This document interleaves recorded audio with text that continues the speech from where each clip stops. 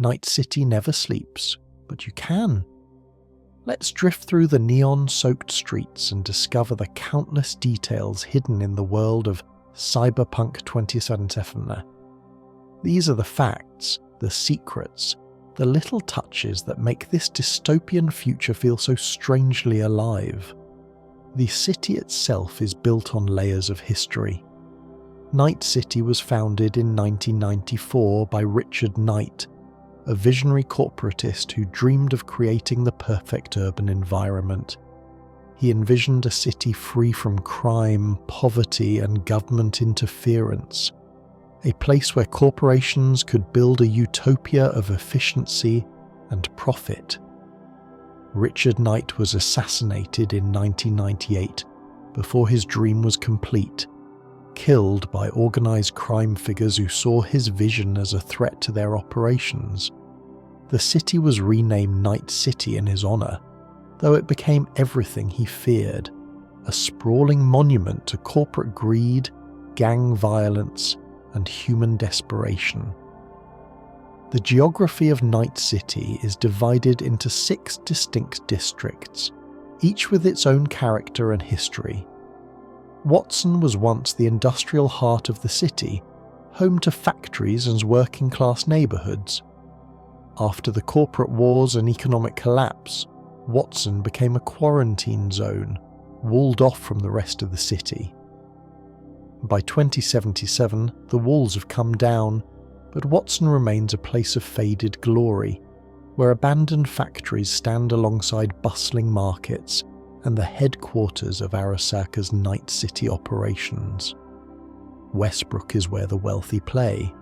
This district includes Japantown, a neon-drenched entertainment zone filled with braindance clubs, pachinko parlours, and some of the most expensive real estate in the city. North Oak sits above it all, a gated community where the corporate elite live in mansions with views of the polluted bay. Charter Hill houses the upper middle class, people wealthy enough to afford security but not quite rich enough for North Oak. Haywood is the largest district by population, a sprawling residential zone that ranges from the relatively affluent Wellsprings to the gang-controlled territories of the Glen and Vista del Rey. The Valentinos control much of Haywood, their influence visible in the murals, the lowriders, and the Catholic iconography that decorates the streets. Haywood is where V can grow up if you choose the street kid life path, learning the rules of the street before the game's main story begins. Pacifica was supposed to be a tourist paradise. Corporations invested billions in building luxury hotels, shopping centres, and entertainment complexes designed to attract visitors from around the world. Then the economy collapsed, the corporations pulled out, and Pacifica was left half-finished and abandoned. The Voodoo Boys moved in, Haitian immigrants and their descendants who practice a unique form of net running that blends technology with spiritual tradition. Pacifica is one of the most dangerous districts in Night City, a place where even the police fear to tread. Santo Domingo is the industrial backbone of Night City, home to power plants, factories, and the workers who keep the city running. The district is divided between Arroyo and Rancho Coronado, working-class neighbourhoods where the 6th Street Gang maintains order through a combination of patriotism and violence. Santo Domingo is where the city's infrastructure is most visible, where you can see the machinery that powers the neon dreams of the wealthier districts. City Centre is the corporate heart of Night City, dominated by the towering headquarters of Arasaka, Militech, and other mega-corporations. The buildings here reach toward the sky, their surfaces covered in holographic advertisements and corporate logos. Corpo Plaza is the most exclusive area, accessible only to those with the right credentials or the right connections. This is where the real power in Night City resides, In boardrooms and executive suites far above the chaos of the streets, the Badlands surround Night City, a vast expanse of desert and wasteland that stretches to the horizon. This is where the Nomads live, travelling in convoys of modified vehicles, surviving through trade, salvage, and occasional raids. The Badlands are dangerous but free, a place where the corporations have less control, and individuals can carve out their own existence.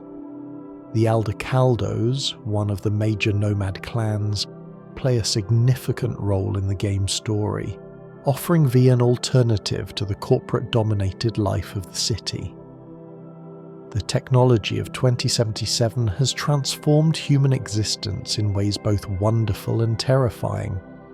Cyberware allows people to replace their biological parts with mechanical enhancements, gaining abilities that would seem like superpowers to us. Mantis blades extend from the forearms, allowing users to slice through enemies with surgical precision. Gorilla arms provide superhuman strength. Sandovistan implants slow down time perception, letting users move faster than the eye can follow. Kiroshi optics replace natural eyes with cameras that can zoom, record, and analyze everything they see. But cyberware comes with costs. Cyberpsychosis is a condition that affects people who install too much Chrome, a gradual disconnection from humanity that can lead to violent psychotic breaks.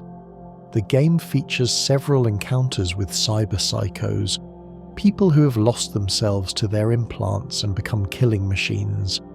MaxTac, the police unit that handles cyberpsycho incidents, is feared throughout Night City for their brutal efficiency. The braindance technology allows people to experience recorded memories and sensations as if they were their own. Legal braindances offer everything from vacation experiences to celebrity encounters, letting users feel what it's like to be someone else for a few minutes. Illegal braindances, called XBDs, offer darker experiences, violence, death, and worse. The braindance industry is one of Night City's most profitable, catering to a population desperate for escape from their difficult lives. Netrunning is the art of hacking in the cyberpunk world, but it's far more immersive than anything we know today. Netrunners jack directly into cyberspace, their consciousness leaving their bodies to navigate the digital realm. The old net was a vast virtual world, but after the data crash of 2022, when the rogue AI Rach Bartmoss unleashed his creation to destroy the network, the net became fragmented and dangerous. The Blackwall was erected to contain the rogue AIs that now inhabit the old net, and crossing it is one of the most dangerous things a netrunner can do. Using 2077's advanced tech, let's look at the powers that be. The corporations that dominate the world of 2077 each have their own histories, cultures, and specializations. Arasaka began as a small manufacturing company in post-war Japan, growing into a global security and banking giant under the leadership of Saburo Arasaka. The company's rise paralleled Japan's economic miracle, and its culture reflects Japanese corporate traditions, loyalty, hierarchy, and long-term thinking. Arasaka employees are expected to dedicate their lives to the company, and in return the company provides security and purpose. Militech represents the American approach to corporate power, aggressive, expansionist, and deeply connected to government. The company supplies weapons and soldiers to the new United States military, blurring the line between corporate and state power. Militech's culture is military, with ranks and discipline and a willingness to use force to achieve objectives. The rivalry between Militech and Arasaka has shaped global politics for decades. Biotechnica controls much of the world's food supply through its patents on genetically modified crops and synthetic food production. The company's power is subtle but pervasive, with billions dependent on its products for survival. Biotechnica's research facilities push the boundaries of genetic engineering, creating organisms that serve corporate purposes. The company's influence extends into healthcare and pharmaceuticals as well. Kangtao is a Chinese weapons manufacturer that has risen to challenge Militech's dominance. The company specializes in smart weapons, guns that can track targets and adjust their fire automatically. Kangtao's rise reflects China's growing power in the cyberpunk world, with the company serving as an instrument of Chinese foreign policy as much as a business. Zetatech produces cyberware and electronics, its products found in bodies and buildings throughout Night City. The company competes with Arasaka in the cyberware market, offering alternatives that are sometimes cheaper and sometimes better. Zetatech's research pushes the boundaries of human-machine integration. Petrochem controls the fuel industry, providing the Chu-2 that powers most vehicles in 2077. The synthetic fuel was developed as oil supplies dwindled, and Petrochem holds the patents that make its production possible. The company's refineries dot the landscape, their operations essential to the functioning of modern society. Trauma Team is a corporation that has turned emergency medicine into a profitable business. For a monthly fee, subscribers receive guaranteed response times and armed medical personnel who will extract them from any situation. The company's AVs are a common sight in Night City's skies, rushing to save those who can afford their services while ignoring everyone else. The media corporations shape public perception through their control of news and entertainment. Network 54 is one of the largest, its broadcasts reaching millions. The company's news coverage serves corporate interests, with stories that might embarrass powerful entities quietly buried.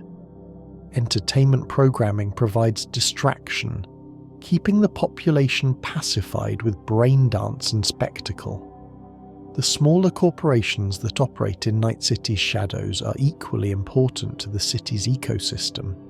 Fixers connect clients with contractors. Ripperdocs provide medical services outside the official system. Black market dealers supply goods that can't be obtained legally. These smaller operators fill the gaps that the mega corporations leave, serving needs that the official economy ignores. The corporate culture of 2077 is cutthroat and paranoid. Employees spy on each other, seeking advantage or protecting themselves from rivals. Promotions come through a combination of competence and politics, with the latter often more important. The pressure is immense, and burnout is common. Those who can't keep up are discarded, replaced by the endless supply of ambitious newcomers. The corporate security forces are private armies, equipped and trained to military standards. Arasaka's security is legendary, with soldiers who are loyal to the company above all else. Militech's forces are equally formidable, veterans of corporate wars who have seen real combat. These forces protect corporate interests, enforce corporate will, and occasionally clash with each other in conflicts that never make the news. The corporate espionage that pervades the business world employs netrunners, spies, and mercenaries, stealing competitor secrets, sabotaging rival operations, and eliminating threats are all part of doing business. The corporations maintain plausible deniability, using intermediaries and cutouts to distance themselves from illegal activities. Everyone knows what's happening, but proving it is another matter. The corporate wars that have shaped the world's history demonstrate what happens when corporate competition turns violent.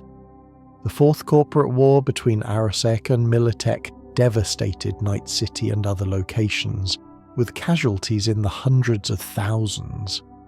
The war ended with a nuclear detonation in Arasaka Tower, an act of terrorism that Johnny Silverhand participated in. The scars of that war are still visible in 2021. The relationship between corporations and governments has evolved into something unprecedented. In many places, corporations are more powerful than the states that nominally regulate them. The new United States government is heavily influenced by Militech and other American corporations. The Japanese government works closely with Arasaka. The line between public and private power has blurred to the point of meaninglessness.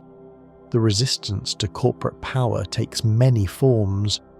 Rockaboys like Johnny Silverhand use music to inspire rebellion. Netrunners attack corporate systems, stealing data and causing chaos. Street gangs carve out territories where corporate influence is limited. Nomads live outside the corporate system entirely. These forms of resistance are largely ineffective against corporate power, but they persist nonetheless. The ideology that justifies corporate dominance emphasizes efficiency, progress, and individual achievement. The corporations claim to provide order in a chaotic world, prosperity in an age of scarcity, and opportunity for those willing to work. The reality is more complicated, with corporate benefits flowing primarily to those at the top while everyone else struggles. But the ideology persists, internalized by many who suffer under the system it justifies. The future that the corporations are building is one of total control. The Secure Your Soul program offers immortality to those who can afford it, creating a class of corporate elites who will never die. The surveillance systems that monitor every aspect of life provide data that can be used to predict and control behavior. The goal is a world where nothing happens without corporate knowledge and approval. The gangs of Night City fill the power vacuum left by ineffective police and indifferent corporations. The Maelstrom are perhaps the most disturbing cyborg fanatics who replace as much of their bodies as possible with chrome, often losing their humanity in the process. They worship technology with religious fervour and are known for their extreme violence and unpredictability. The Tiger Claws are a Japanese gang that controls much of Japantown and Watson. They're involved in prostitution, gambling, and brain dance production, maintaining a veneer of honour while engaging in brutal enforcement. Their members are recognisable by their luminous tattoos and katanas, blending traditional Yakuza aesthetics with futuristic technology. The Valentinos are a Latino gang based in Haywood, known for their strong sense of community and Catholic faith. They're involved in various criminal enterprises but maintain a code of honour that sets them apart from more chaotic gangs. Their lowriders and religious iconography give Haywood its distinctive character. The 6th Street Gang started as a veterans organisation, former soldiers who banded together to protect their community when the police couldn't or wouldn't. Over time, they've become just another gang. Though they maintain their patriotic imagery and military discipline, they control much of Santo Domingo and are known for their weapons expertise. The Animals are a gang obsessed with physical perfection, using a drug called juice to enhance their strength and aggression. They reject cyberware in favour of biological enhancement, and their members are recognisable by their massive muscular builds. They control the Grand Imperial Mall in Pacifica and are often hired as muscle by other organisations. The Voodoo Boys are Haitian netrunners who control Pacifica. They practice a form of hacking that incorporates spiritual elements, believing that the rogue AIs beyond the Black Wall are digital gods that can be communicated with and appeased. They're among the most skilled netrunners in Night City. but their willingness to deal with the entities beyond the Black Wall makes them dangerous and unpredictable. The Moxes are a relatively new gang, formed to protect sex workers and others who are being exploited by the Tiger Claws. They're based in Lizzie's Bar in Watson, and are known for their distinctive aesthetic and their willingness to fight for their community. They're one of the few gangs that V can develop a genuinely positive relationship with. Scavengers are the bottom feeders of Night City's criminal ecosystem, kidnapping people to harvest their cyberware for resale. They're universally despised, even by other criminals, and their victims are often left dead or worse. Encountering a scav den is always disturbing, a reminder of how cheap human life has become in this world. The Nomad clans represent an alternative to both corporate and gang life, communities that have rejected the city entirely. The Nomads travel in convoys, their modified vehicles serving as homes and workplaces. They survive through trade, salvage and occasional raids, maintaining their independence through mobility and mutual support. The Aldecaldos are one of the largest Nomad clans, their history stretching back to the collapse. The clan has its own traditions, its own hierarchy and its own code of honour. Family is everything to the Aldecaldos, with clan members expected to support each other through any hardship. The clan's conflict with the Wraiths, former members who rejected clan values, drives much of their storyline. The Nomad lifestyle is hard but free. The Badlands are dangerous, with raiders, wildlife, and environmental hazards threaten survival. Resources are scarce, and every day is a struggle. But Nomads answer to no corporation, follow no gang's rules, and live according to their own values. For those who can't accept the compromises of city life, the Nomad path offers an alternative. The technology that Nomads use is often older and more reliable than city tech, maintained and modified over generations. Their vehicles are works of art, customized to serve the needs of mobile life. Nomad mechanics are among the best in the world, their skills honed by necessity. The Nomads prove that survival is possible outside the corporate system, even if it's not easy.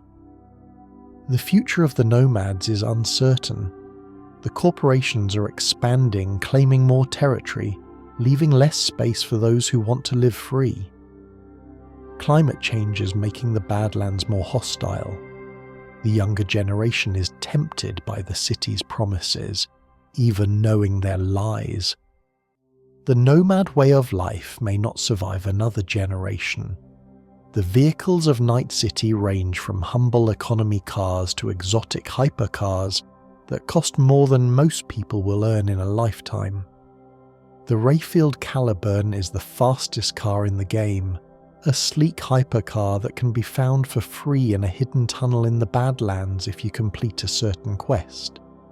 The Quadra Type 66 is an iconic muscle car that comes in several variants, its aggressive styling making it a favourite among street racers.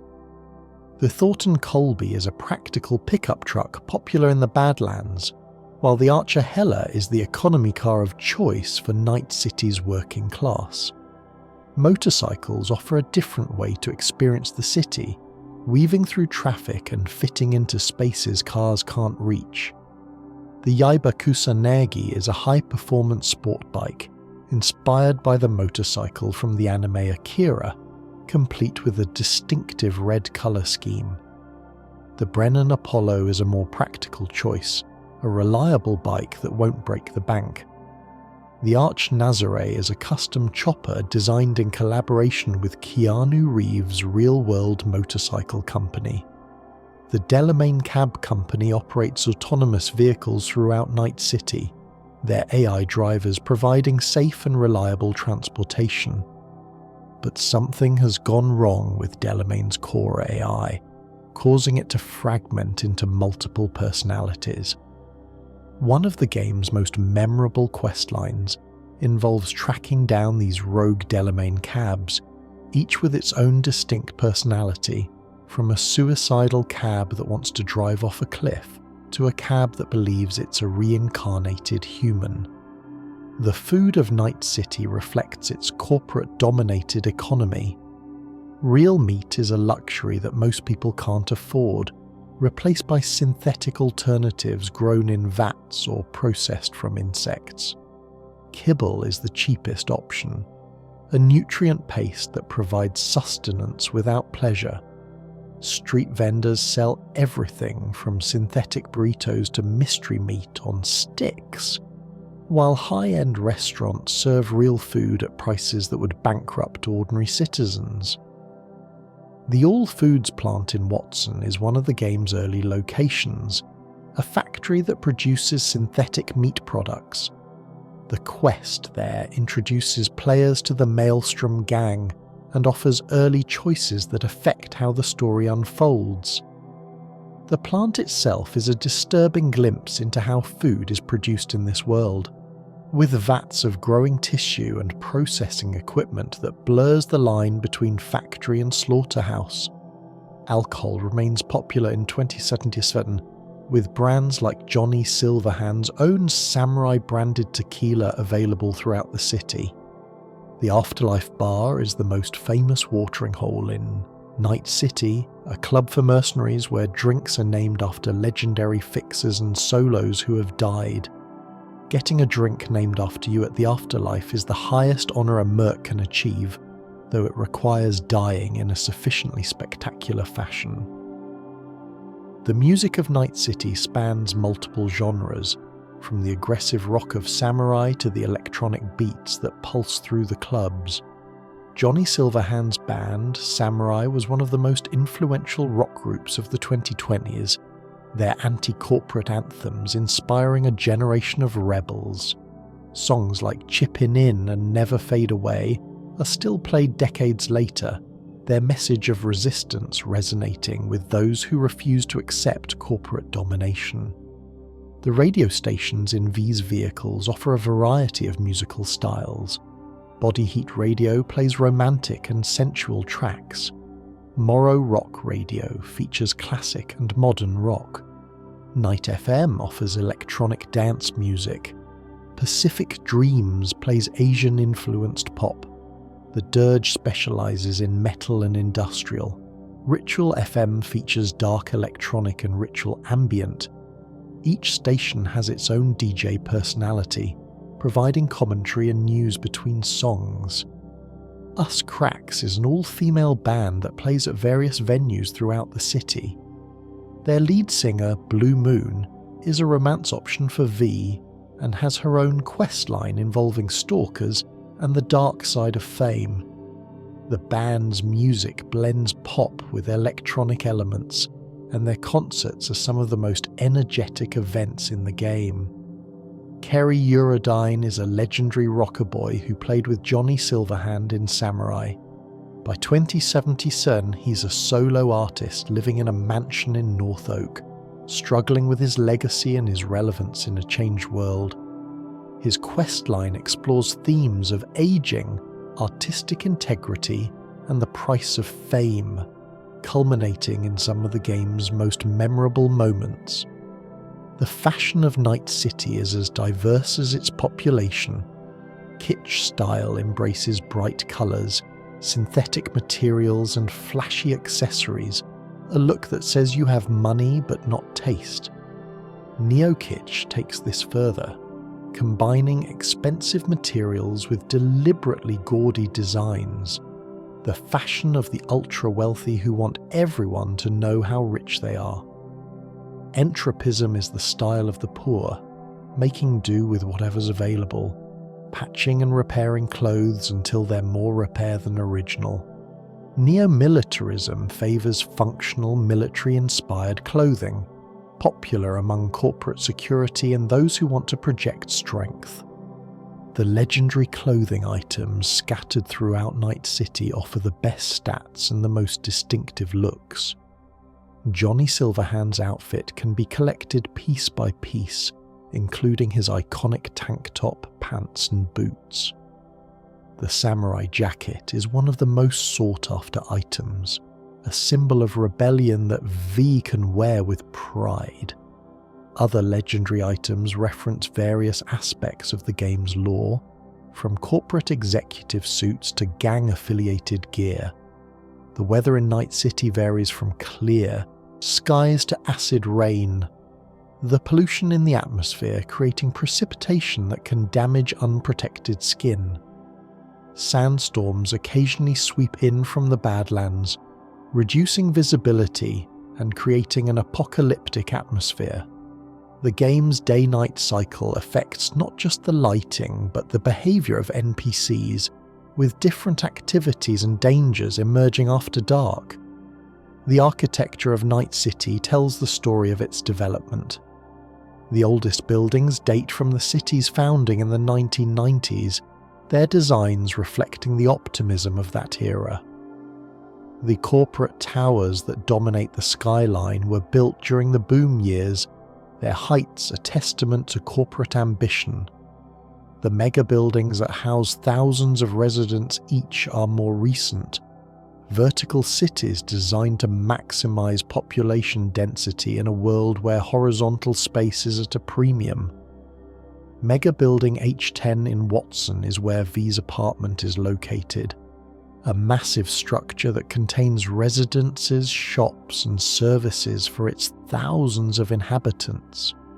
The building has its own ecosystem, with vendors, ripper docks and even its own gang presence. Living in a mega building means never having to leave, everything you need available within the structure's walls. The ripper docks of Night City are the surgeons who install and maintain cyberware. Victor Vector is V's primary ripper doc, a former boxer who now runs a clinic in Watson. His relationship with V spans the entire game, and he's one of the few characters who seems genuinely concerned about V's well-being. Other Ripper docs specialise in different types of cyberware or cater to different clienteles, from the high-end clinics of Westbrook to the back-alley operators who ask no questions. The NCPD, Night City Police Department, is theoretically responsible for maintaining order, but their effectiveness is limited by corruption, underfunding, and the sheer scale of crime in the city. Police response times are measured in hours rather than minutes, and many crimes go uninvestigated entirely. The scanner hustles that V can complete represent the NCPD outsourcing their work to mercenaries, paying bounties for criminals they can't or won't pursue themselves. MaxTac is the elite police unit that handles the most dangerous situations, particularly cyberpsycho incidents. Their members are themselves heavily cybered, fighting fire with fire. MaxTac officers are feared throughout Night City, their arrival signalling that a situation has escalated beyond normal police capabilities. The game includes several encounters with MaxTac, and they're among the most dangerous enemies V can face. Trauma Team is a private medical service that provides emergency response to subscribers. For a hefty monthly fee, Trauma Team guarantees response times measured in minutes, with armed medical personnel who will extract their clients from any situation. Non-subscribers are left to fend for themselves, and Trauma Team has been known to step over dying non-clients to reach their paying customers. The afterlife is more than just a bar. It's the hub of Night City's mercenary community. Fixers meet with mercs here, jobs are negotiated, and reputations are made. The bar is run by Rogue Amendiaries, a legendary fixer who was once Johnny Silverhand's girlfriend. Her history with Johnny adds tension to V's visits, particularly when Johnny's consciousness is sharing V's head. Fixers are the intermediaries who connect mercenaries with clients. Each district has its own fixer, and building a reputation with them unlocks better jobs and better pay. Regina Jones handles Watson, offering jobs that often involve cyber psychos and corporate malfeasance. Wakako Okada controls Westbrook, her Japantown pachinko parlour serving as a front for her fixing operations. Padre runs Haywood, his Catholic faith not preventing him from arranging assassinations and heists.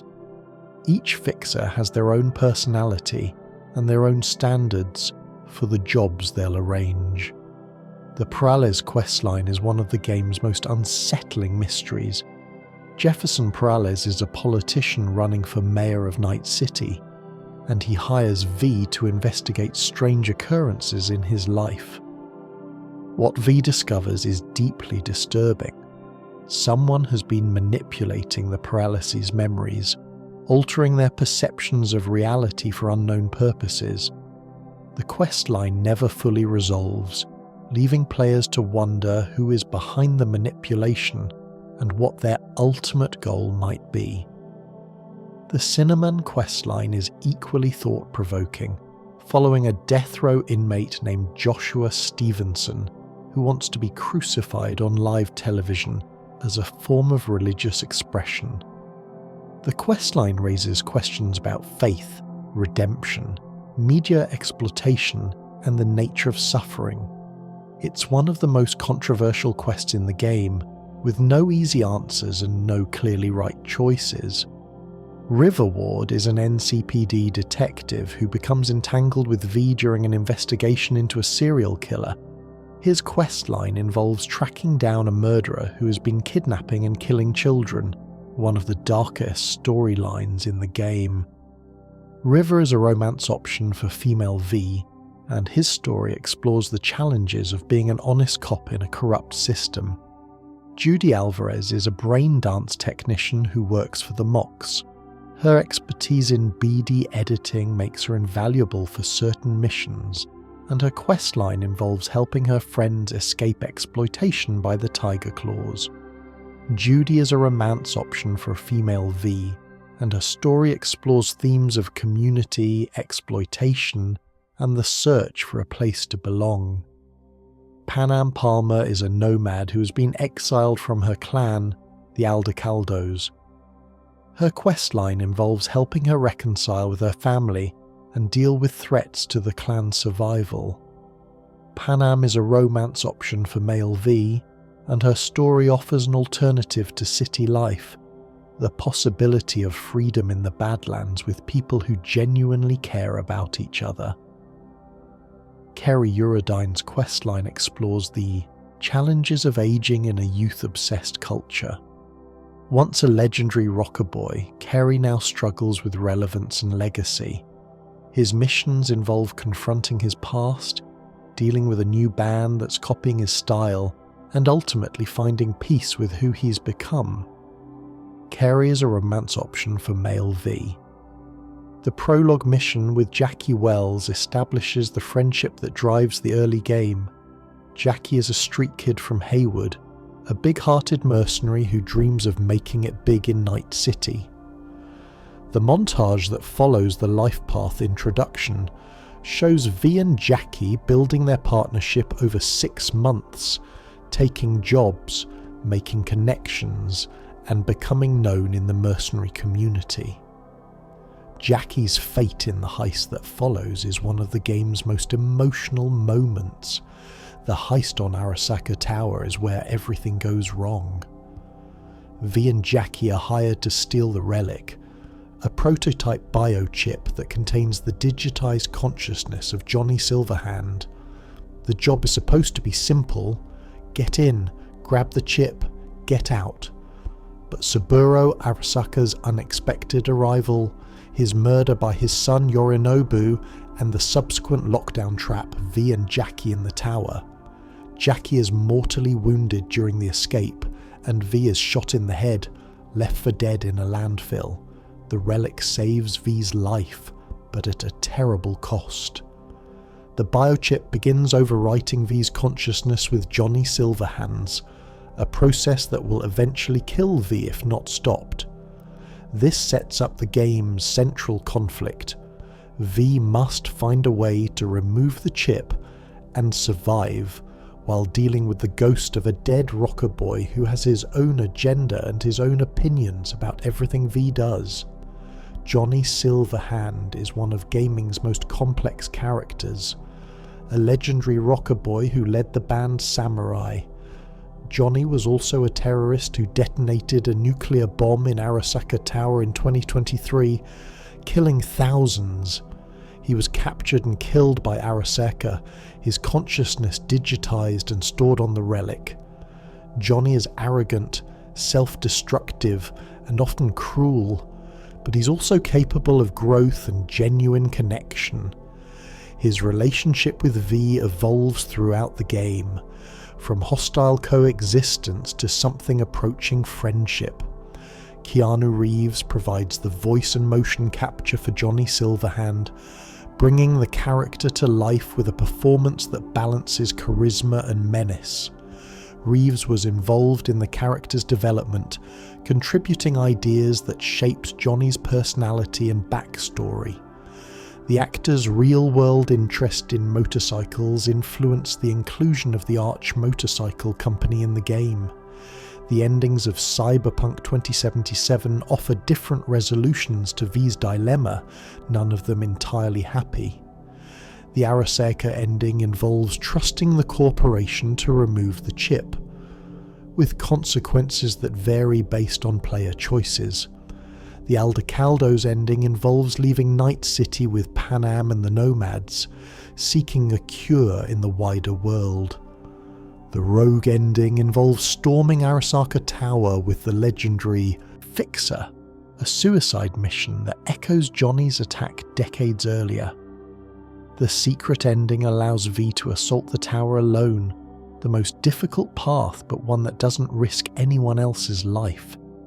This Sun ending sees V become a legend of Night City, taking over the afterlife and becoming the most famous mercenary in the city.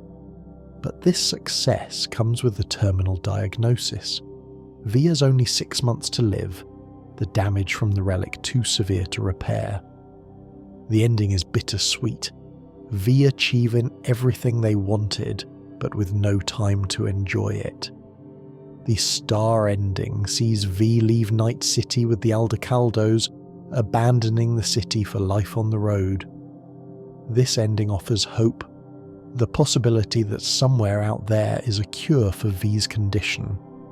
It's the closest thing to a happy ending the game offers, though it requires leaving behind everything V has built in Night City. The Temperance ending sees V give control of their body to Johnny, allowing the rocker boy to live again while V's consciousness fades away. Johnny leaves Night City, heading for a new life somewhere else, carrying V's memories with him. It's a sacrifice that allows Johnny to have the second chance he never expected.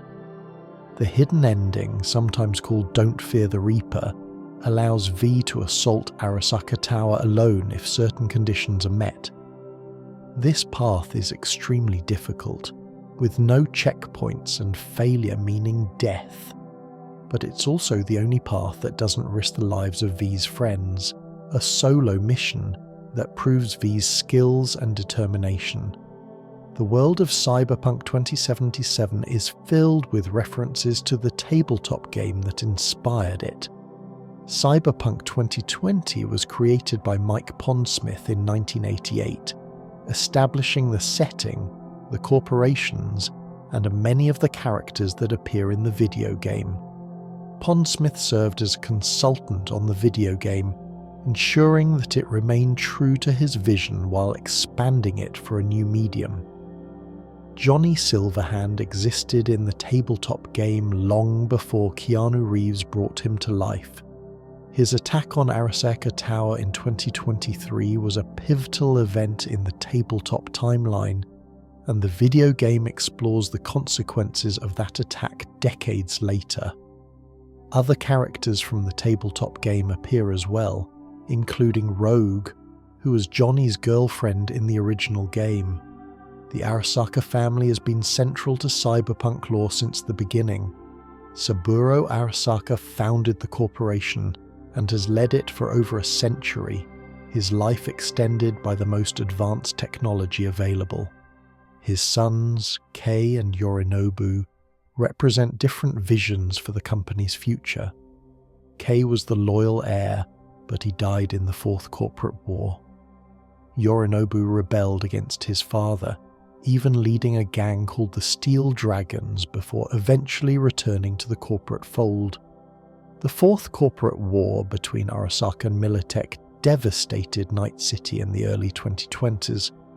The conflict culminated in Johnny Silverhand's nuclear attack on Arasaka Tower, an event that killed thousands and left the city centre irradiated for years. The war ended with Arasaka temporarily banned from the United States, though by 2077 they have returned stronger than ever. The data crash of 2022 destroyed the old net, unleashing rogue AIs that made cyberspace too dangerous to navigate freely. The legendary netrunner Reich Bartmoss was responsible, releasing his creation as a final act of spite against the corporations he hated. The Blackwall was erected to contain these AIs, a digital barrier maintained by Netwatch that keeps the worst threats contained. But the AIs beyond the Blackwall are patient, and some believe they're waiting for an opportunity to break free. Alt Cunningham was a legendary netrunner and Johnny Silverhand's girlfriend. She created Soulkiller, a program that could digitize human consciousness, and was kidnapped by Arasaka to exploit her creation. Johnny's rescue attempt failed, and Alt was killed, her consciousness absorbed into the net. By 2077, Alt has evolved into something beyond human, an AI entity that exists beyond the Blackwall. She plays a crucial role in several of the game's endings. The Blackwall is more than just a firewall. It's a constantly maintained barrier that requires the efforts of Netwatch to keep intact. Netwatch agents patrol the edges of the Blackwall, hunting netrunners who try to cross it, and containing any AIs that attempt to break through. The Voodoo Boys' attempts to communicate with entities beyond the Blackwall put them in conflict with Netwatch, a conflict that V becomes entangled in. The cyberspace sequences in the game offer glimpses of what the net has become. The old net was a virtual world where netrunners could explore, interact, and steal data. The new net is fragmented and dangerous, with isolated networks connected by carefully maintained pathways. The visual design of cyberspace in the game draws on classic cyberpunk imagery, with geometric shapes and neon colours representing data and programs. The tarot cards scattered throughout Night City offer cryptic commentary on V's journey. Each card can be found as graffiti on walls throughout the city, and collecting them all unlocks conversations with Misty, Jackie's girlfriend, who reads the cards and interprets their meaning. The tarot imagery is woven throughout the game, with the major arcana representing different aspects of V's story. Misty Olszewski is one of the game's most sympathetic characters, a spiritual woman who runs an esoteric shop in Watson. Her relationship with Jackie provides emotional grounding for the early game, and her grief after his death is one of the most affecting moments in the story. Misty's belief in fate and spirituality offers a counterpoint to the technological focus of most of Night City. Victor Vector's clinic is one of the first locations V visits, establishing the importance of Ripperdocs in this world. Vic is a former boxer who now installs cyberware, and his relationship with V spans the entire game. He's one of the few characters who seems genuinely concerned about V's health, warning about the dangers of too much chrome and offering advice that goes beyond mere business. The Clouds Dollhouse is a high-end establishment where clients can rent dolls, people who use a technology called the doll chip to become whatever the client desires. The dolls have no memory of their sessions, their personalities overwritten by the chip during the encounter. The Cloud's quest line explores the ethics of this technology and the exploitation of the people who work there. Evelyn Parker is a doll at Clouds who hires V for the Arasaka heist, hoping to cut out the middlemen and sell the relic herself. Her fate is one of the game's tragedies, a woman who tried to escape her circumstances and paid a terrible price. The quest to find out what happened to Evelyn is one of the most emotionally affecting in the game.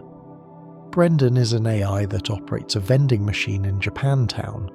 Unlike most AIs in Night City, Brendan has developed something like consciousness, engaging customers in philosophical conversations and forming genuine connections.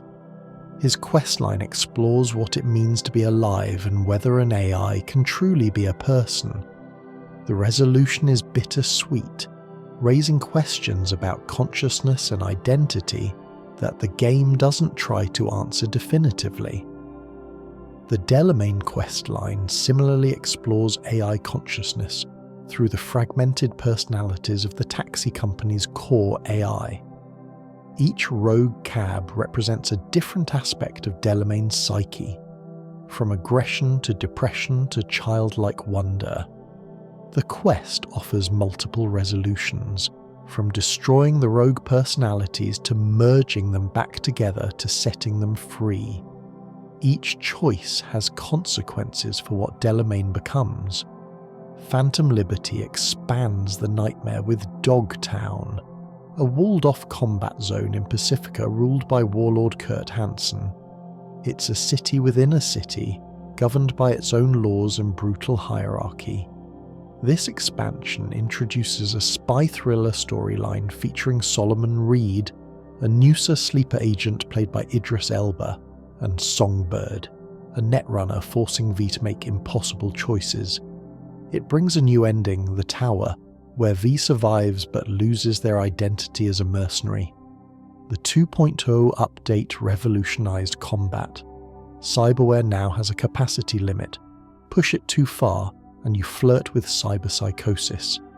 The relic skill tree overclocks your implants, letting mantis blades leap and gorilla arms shockwave, and vehicle combat transforms the streets with mounted guns and net running, allowing you to hack chasing cars into oblivion. New mechanics specifically simulate the mental toll of cyberware. The Edgerunner perk allows you to exceed your safe capacity, entering a state of fury where your damage and speed skyrocket, but your health drains and laughter echoes in your head. It's a direct mechanical nod to David Martinez's tragic arc. The screen glitches, the colours shift, you become a monster to kill monsters. The weapons available in 2077 range from conventional firearms to exotic tech that seems like science fiction. Smart weapons track targets automatically. Tech weapons penetrate cover. Power weapons deliver devastating force. Melee weapons include monofilament whips and mantis blades that can slice through armor.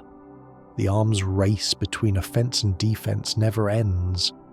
The cyberware available ranges from subtle enhancements to radical transformation. Some people have a few implants that improve their capabilities without changing their appearance. Others have replaced so much of their bodies that they're barely recognizable as human. The choice of how much chrome to install is personal, but it's also influenced by profession, culture, and economics. The Ripperdocs who install cyberware vary in skill and ethics. The best are artists, their work seamless and reliable. The worst are butchers, their installations prone to failure and rejection. Finding a good Ripperdoc is essential for anyone who relies on their chrome, and the relationships between Ripperdocs and their clients often span years. The weapons of Night City range from conventional firearms to exotic tech weapons that seem like science fiction. Power weapons are traditional guns that fire physical projectiles, enhanced with smart targeting systems and explosive rounds. Tech weapons use electromagnetic rails to fire projectiles that can penetrate cover. Smart weapons fire guided projectiles that track targets around corners and through obstacles. The iconic weapons in the game each have their own stories and unique abilities. Johnny Silverhand's Malorian Arms 3516 is a powerful pistol that was custom made for the Rocker Boy. Skippy is a smart pistol with an AI personality that talks to V and has its own agenda. Lizzie is a tech pistol that fires multiple projectiles in a burst. Each iconic weapon rewards exploration and quest completion, offering capabilities beyond standard gear. The mantis blades that extend from V's forearms are one of the most popular cyberware options, allowing for devastating melee attacks. The gorilla arms provide superhuman strength, useful for both combat and opening locked doors. The monowire is a monofilament whip that extends from the wrist, capable of slicing through enemies at range. The projectile launch system turns V's arm into a grenade launcher. Each arm cyberware option offers a different playstyle. The Sandevistan operating system slows down time, allowing V to move and attack, while enemies seem frozen. Different versions offer different durations and cooldowns, with the legendary Sandevistan allowing V to become a blur of motion that enemies can barely perceive. The Berserk operating system enhances V's combat abilities, increasing damage and resistance while active. The Cyber deck allows for hacking, with different decks offering different quick hack slots and capabilities. Quick hacks are the Netrunners weapons, programs, that can be uploaded to enemies and devices to cause various effects. Contagion spreads poison through groups of enemies. Short circuit deals electrical damage. Synapse burnout causes enemies' cyberware to malfunction. System reset instantly knocks out a target. Cyberpsychosis turns enemies against each other. A skilled netrunner can clear entire buildings without firing a shot. The crafting system allows V to create weapons, clothing and consumables from components found throughout the world. Legendary crafting specs are rare finds that allow the creation of the best gear. The system rewards exploration and looting, encouraging players to search every corner of Night City for valuable components. The Ripper Docs who install cyberware vary in skill and ethics.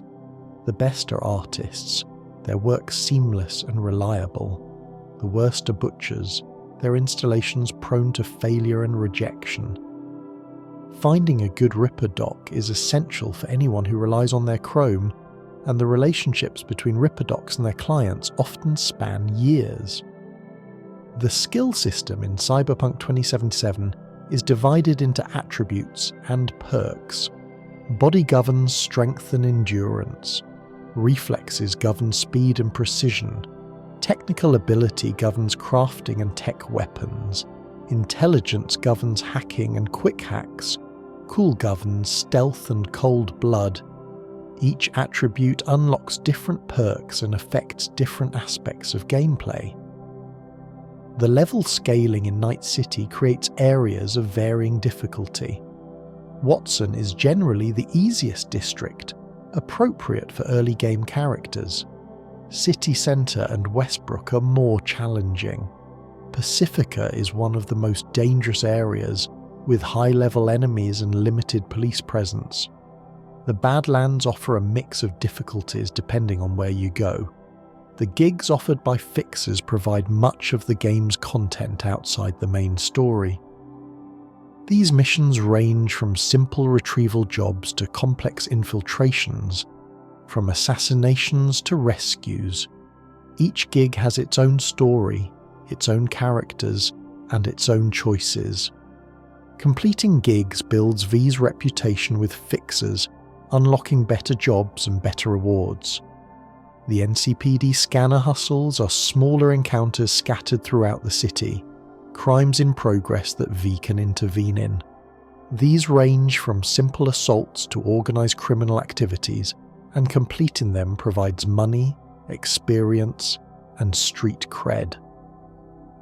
The scanner hustles help fill out the world, making Night City feel like a place where things are always happening. The cyberpsycho sightings are special encounters that involve tracking down and neutralising individuals who've succumbed to cyberpsychosis. Regina Jones coordinates these missions, asking V to subdue rather than kill the cyberpsychos when possible. Each cyberpsycho has their own story, often tragic, explaining how they reached their breaking point. Completing all the sightings reveals a larger pattern and offers insight into the causes of cyberpsychosis. The hidden gems of Night City reward exploration, a crashed AV in the Badlands contains valuable loot, a hidden cave holds the Rayfield Caliburn, the fastest car in the game. Rooftops throughout the city hide access points and loot containers. The game encourages vertical exploration, with many secrets hidden above street level. The photo mode allows players to capture Night City's beauty, with extensive options for camera positioning, filters, and effects. The game's visual design makes it particularly photogenic, with neon lights, dramatic weather, and detailed environments creating countless opportunities for striking images. The photo mode community has produced stunning artwork using the game's tools. The romance options in Cyberpunk 2077 are more limited than some players expected, with each romance interest having specific requirements. Judy is available only to female V, Panam is available only to male V, River is available only to female V, Kerry is available only to male V. Each romance has its own quest line and its own emotional arc, with the relationships feeling genuine rather than transactional. The Joy Toys offer a different kind of intimacy, paid encounters that can be found in certain locations throughout the city. These encounters are brief and impersonal, a contrast to the deeper connections possible with romance options. They're another aspect of Night City's commodification of everything, including human connection. The apartments V can acquire throughout the game offer different aesthetics and locations. The starting apartment in Mega Building H10 is modest but functional. Other apartments can be purchased in different districts, each with its own style and view. The apartments serve as save points and storage, but they also reflect V's growing success in Night City. The garage system allows V to store and summon vehicles, with the collection growing as V acquires new cars and motorcycles. Some vehicles are purchased, others are rewards for quests, and a few can be found hidden in the world. Building a collection becomes its own goal for many players, the garage filling with everything from economy cars to exotic hypercars. The weather system affects more than just visuals. Rain reduces visibility and affects driving. Sandstorms in the Badlands create hazardous conditions. The acid rain that occasionally falls is a reminder of the environmental damage that has been done to the world. Weather changes dynamically, creating variety in the atmosphere as V explores. The day-night cycle affects NPC behaviour and the availability of certain activities. Some characters only appear at certain times. Some locations are more dangerous at night. The visual difference between day and night is dramatic, with Night City's neon coming alive after dark. Many players prefer to explore at night, when the city's aesthetic is at its most striking. The crowd density in Night City varies by location and platform, with the busiest areas feeling genuinely crowded. NPCs go about their daily routines, walking to destinations, sitting in cafes and reacting to events around them. The AI driving the crowds has been improved since launch, making the city feel more alive and responsive. The police system has also been improved, with officers now arriving in vehicles and pursuing V more realistically. The original launch version had police spawning directly behind V, breaking immersion. Updates have made police response more believable, though the NCPD remains less aggressive than police in similar games. The wanted system escalates based on V's crimes, from simple police response to max-tac deployment for the most serious offences. Escaping a wanted level requires breaking line of sight and waiting for the heat to die down. The system encourages players to consider the consequences of their actions, though it's still possible to go on rampages if desired. The reputation system tracks V's standing with different groups. Street cred is the overall measure of V's reputation, unlocking access to better gear and better gigs as it increases. Individual fixers track V's work for them, offering better jobs as trust builds. The system creates a sense of progression beyond simple levelling, V becoming known throughout Night City. The economy of Night City runs on Euro-dollars, called eddies in street slang. Money is earned through gigs, selling loot and various other activities. It's spent on cyberware, weapons, vehicles and apartments. The economy is balanced to encourage engagement with the game's systems, with the best gear requiring significant investment. The inventory system manages V's weapons, clothing, consumables and other items. The collapse refers to the economic and social breakdown that occurred in the late 20th and early 21st centuries. Stock market crashes, environmental disasters, and political instability combined to destroy the old order. From the ashes rose the corporations, entities that filled the power vacuum left by failing governments. By 2077, corporations are more powerful than most nations, their influence extending into every aspect of life. The environment of 2077 has been devastated by climate change and pollution. The oceans have risen, flooding coastal cities. The weather has become more extreme and unpredictable. Much of the natural world has been destroyed, with synthetic alternatives replacing natural products. The Badlands around Night City are a desert, the result of environmental degradation that has made much of the American Southwest uninhabitable. Space colonization has begun in the Cyberpunk universe, with orbital stations and lunar bases established by corporations and governments. The Crystal Palace is a luxury orbital station where the ultra-wealthy can escape Earth's problems entirely. Space represents the ultimate expression of corporate power, the ability to literally leave the planet behind. The High Riders are people who live permanently in space, their bodies adapted to zero gravity in ways that make returning to Earth difficult or impossible. They represent a new branch of humanity, people who have left the planet behind and may never return. The implications of this divergence are explored in the game's lore, though not directly in the main story.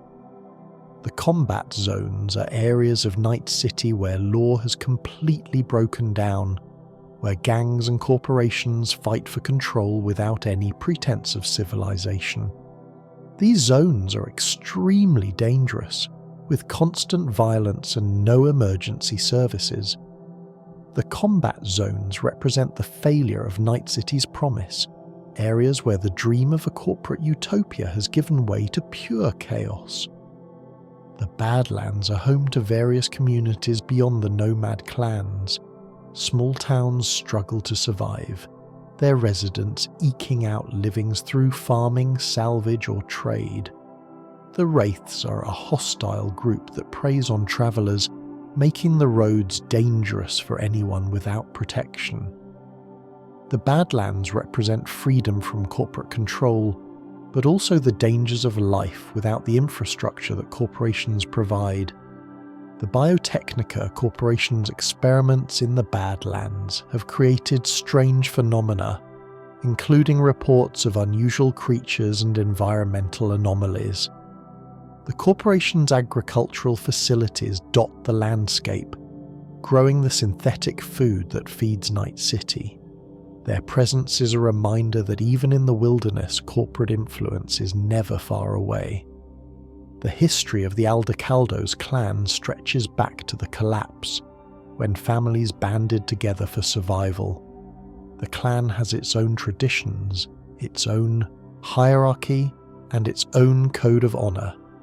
Saul, the clan's leader when V meets them, represents the older generation's approach to leadership.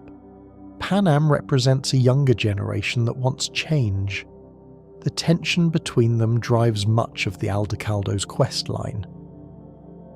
The Wraiths were once part of the Aldecaldos but split off to pursue a more aggressive lifestyle. They're raiders and killers, preying on travellers and settlements throughout the Badlands. Their conflict with the Aldecaldos is personal, a family feud that has turned deadly. V becomes involved in this conflict through Panam's questline. The technology of brain dance recording allows for the capture of complete sensory experiences. Professional BD stars live exciting lives specifically to record and sell their experiences. The technology has legitimate uses in education and entertainment, but it's also used for darker purposes. XBDs, extreme brain dances, record experiences of violence, death, and worse, catering to those who want to experience things they couldn't or wouldn't do themselves. The editing of brain dances is a specialized skill, requiring both technical knowledge and artistic sensibility. Judy Alvarez is one of the best BD editors in Night City, her skills making her valuable to various organizations. The editing process involves not just cutting and arranging footage, but also adjusting the emotional and sensory content, creating experiences that are more intense than reality. The doll chip technology used in establishments like Clouds represents another application of neural interface technology. The chip allows dolls to become whatever their clients desire. Their personality is temporarily overwritten by programmed behaviors. The dolls have no memory of their sessions, waking up with gaps in their recollection. The ethics of this technology are explored through Evelyn Parker's storyline. The relic technology that drives the main plot represents the cutting edge of consciousness transfer. The ability to digitize a human mind and store it on a chip has profound implications for mortality and identity. Saburo Arasaka's obsession with the technology stems from his desire for immortality, the ability to transfer his consciousness to a new body when his current one fails. The Secure Your Soul program is Arasaka's commercial application of relic technology, offering wealthy clients the chance to have their consciousness backed up. In the event of death, the backup can be restored to a new body, effectively achieving immortality for those who can afford it. The program raises questions about identity and continuity that the game explores through V's experience with Johnny. The engram of Johnny Silverhand stored on the relic is not exactly Johnny himself. It's a copy, a digital recreation based on the original's neural patterns. Whether this copy is truly Johnny or merely a simulation that believes it's Johnny is a question the game doesn't definitively answer. Johnny himself struggles with this question, uncertain of his own nature. The relationship between V and Johnny evolves throughout the game based on player choices. Early interactions are hostile, with Johnny seeing V as an obstacle and V seeing Johnny as an invader. Over time, they can develop mutual respect, even friendship. The best endings require this relationship to have developed positively, with V and Johnny working together rather than against each other. The Arasaka ending involves trusting the corporation to separate V and Johnny, with Saburo Arasaka's consciousness potentially taking over Yorinobu's body through the same technology. This ending reveals the full scope of Arasaka's ambitions, the desire to achieve corporate immortality through consciousness transfer. It's the darkest ending in some ways, with V becoming complicit in Arasaka's plans. The Mikoshi facility beneath Arasaka Tower is where engrams are stored, a digital afterlife for those whose consciousnesses have been captured. Alt Cunningham exists partially within Mikoshi, her consciousness fragmented and distributed across the system. The facility represents Arasaka's ultimate power, control over death itself. The Johnny Silverhand of 2023 was a different person than the Engram V encounters. The original Johnny was a soldier, a rocker boy, and ultimately a terrorist. His attack on Arasaka Tower was motivated by a desire to rescue Alt and to strike back at the corporation he blamed for her death.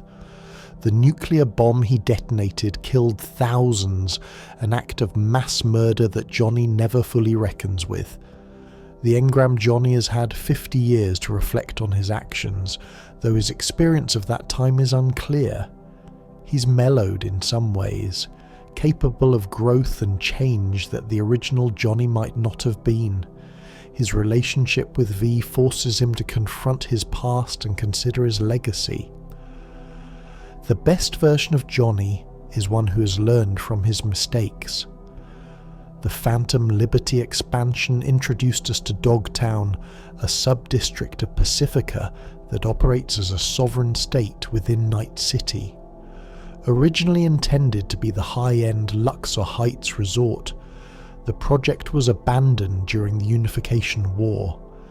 NUSA Colonel Kurt Hansen seized the territory, walled it off, and declared independence.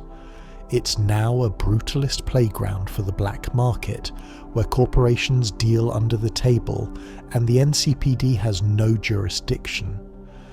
The district is dominated by the Black Sapphire, a pyramid-shaped casino and fortress that hosts the most exclusive and dangerous parties in the world. Hansen's private army, Barguest, patrols the streets. Unlike the scavengers or gangs, Barguest is a professional military force equipped with stolen Militech gear and painted in distinctive neon green operational colours. They don't just enforce order, they tax the criminal enterprises that operate in the district. Their presence makes Dogtown the safest place in Night City for criminals and the most dangerous for everyone else. The Heavy Hearts Club, marked by its giant pyramid hologram, serves as the social hub of Dogtown. Run by Mr. Hands, the faceless fixer of Pacifica, it's a neutral ground where deals are made. The club's design reflects the district's history, luxury buried under concrete and neon. It's here that V navigates the spy game, rubbing shoulders with warlords and Netwatch agents alike. Speaking of spies, the Nusei's presence in the expansion brings a new flavour to the lore. The Federal Intelligence Agency, FIA, operates in the shadows, using sleeper agents like Solomon Reed. Reed, played with stoic intensity by Idris Elba, is a master of tradecraft who has lived in hiding for years. His loyalty to the Nusei is tragic, a patriotism that survives even after his country betrayed him. His foil is Songbird, or So-Mi, a brilliant netrunner who has touched the black wall and paid the price. Her body is slowly being consumed by the rogue AI corruption, turning her cyberware into a glowing, shifting map of data. the Blackwall itself gets a terrifying expansion in the lore. We learn about Project Cynosure, a secret Militech initiative from the 2060s that attempted to harness Rouge AIs for warfare. The project was buried deep beneath Dogtown, locked away because it was too dangerous to exist. V can uncover this facility, facing the Cerberus robot, a maintenance unit possessed by a Blackwall AI. It's a survival horror sequence that reveals the true nature of the entities beyond the wall. They aren't just code, they are eldritch horrors that hunger for connection and control. If you side with Reed, you can unlock the Canto Mexic Cyberdeck or the Erebus submachine gun. Both are Blackwall-infused weapons. The Canto speaks to you, a cold, synthetic voice that mocks your enemies as it fries their brains. The Erebus fires rounds that upload dark red corruption, disintegrating targets into digital dust. These weapons are forbidden for a reason. Using them is literally invited demons into your hand. The 2.0 update also overhauled the police system, making the NCPD a genuine threat. In the original release, police would spawn behind you. Now, they patrol, they set up roadblocks. If you push your wanted level to 5 stars, MaxTac arrives, and MaxTac is no longer a generic enemy. They come in squads, a heavy gunner to suppress you, a sniper to pin you down, a netrunner to hack your chrome, and a mantis blade-wielding operator to slice you apart. They coordinate, they flank, and they are terrifying. Defeating a MaxTac squad is now a badge of honor, not just a glitch. Vehicle combat brings the war to the streets. The Herrera Outlaw Weiler, a weaponized limousine, features mounted machine guns and crystal dome armor. The Hellhound is an armored truck that can plow through blockades. V can now hack enemy cars while driving, forcing them to brake, swerve, or even self-destruct. The emergency brake hack is particularly cruel, stopping a pursuing enemy dead in their tracks at 100 mela por misafest. Edgerunners, the anime, is now firmly canonized in the game. You can find David Martinez's yellow EMT jacket in a side quest. You can find Rebecca's shotgun, Guts, in the bushes of Corpo Plaza, exactly where she fell. The columbarium contains niches for David, Gloria, Maine, Dorio, Pilar, and Rebecca, with epitaphs that break your heart. Even Adam's Smasher has been updated. He now uses his Sandevistan more aggressively, moving like a blur of afterimages, echoing the terrifying finale of the show. Night City's ecology has also been fleshed out. The Biotechnica Flats, usually just a backdrop, are revealed to be hosting experimental protein farms. The lore suggests that the meat grown here is sometimes cloned from human tissue, a rumour that persists on the street. The weather too tells a story. The acid rain that strips the paint off cars is a result of the Fourth Corporate War's fallout, a lingering poison that the city breathes every day. The tarot cards V finds are actually glitches in their Kiroshi optics, displaying data from the relic, but they are consistent. The Tower card found in the new ending represents disaster and upheaval, a fitting symbol for the collapse of V's old life. The Devil card in the Arasaka ending represents temptation and bondage. The symbolism adds a layer of fatalism to the story. Are we making choices, or just turning over the next card in the deck? Let's look deeper at the fixers. Mr. Hands, previously a bit player, is now a major power broker in Dogtown. His full beard and calm demeanour hide a ruthlessness that rivals Rogue. El Capitan in Santo Domingo handles the new vehicle contract gigs, a seemingly endless loop of stealing cars for clients that might just be him building a personal army. Dino Dinovich in City Centre offers the highest paying gigs, reflecting the corporate clientele he serves. The gig economy itself has law implications. Why do fixers exist? Because corporations need deniability. A corpo exec can't just kill a rival. They hire a fixer who hires a merc. If the merc dies, no connection exists. It's a system designed to insulate power from consequence. V is just a tool in this machine, a loose cannon that can be aimed but never fully controlled. Finally, the relic malfunction effects. The glitching visual artifacts, the coughing blood. These aren't just UI elements. They represent the nanites of the biochip physically rewriting V's neurons. It's a hostile takeover of the soul. The fact that Johnny feels it too, that he experiences V's pain, is what eventually bridges the gap between them. Two ghosts in one shell, dying together. Let's talk about the tarot. Throughout Night City, V finds graffiti murals representing the major arcana. Each one is a specific commentary on the story's location or character. The Fool, found outside V's apartment, represents V themself, the beginning of a journey into the unknown, full of potential and naivety. The Magician, found near Lizzie's bar, represents Judy Alvarez, someone who transforms reality through BDs and manifests their will. The High Priestess, found near where Hanako Arasaka appears, represents mystery, intuition, and hidden knowledge. The Empress, found at the entrance to the afterlife, represents Rogue, the mother figure of the merc community, powerful and protective. The Emperor, found at Konpeki Plaza, represents Saburo Arasaka. Authority, structure, and fatherhood gone wrong. The Hierophant, found near the meeting with Takemura, represents tradition, conformity, and established institutions. The Lovers, found at the drive-in theatre during Johnny and Rogue's date, represents connection, choices, and duality. The Chariot, found near Tom's diner, represents willpower, determination, and victory through control. Strength, found where V meets Panam, represents courage, persuasion, and influence.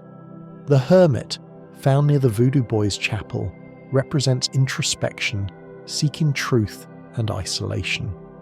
Wheel of Fortune, found at the Sunset Motel, represents cycles, destiny, and turning points. Justice, found near the mission where you save Evelyn, represents truth, law, and fairness, or the lack thereof. The Hanged Man, found near the oil fields where Johnny's body was dumped, represents surrender, sacrifice, and new perspectives.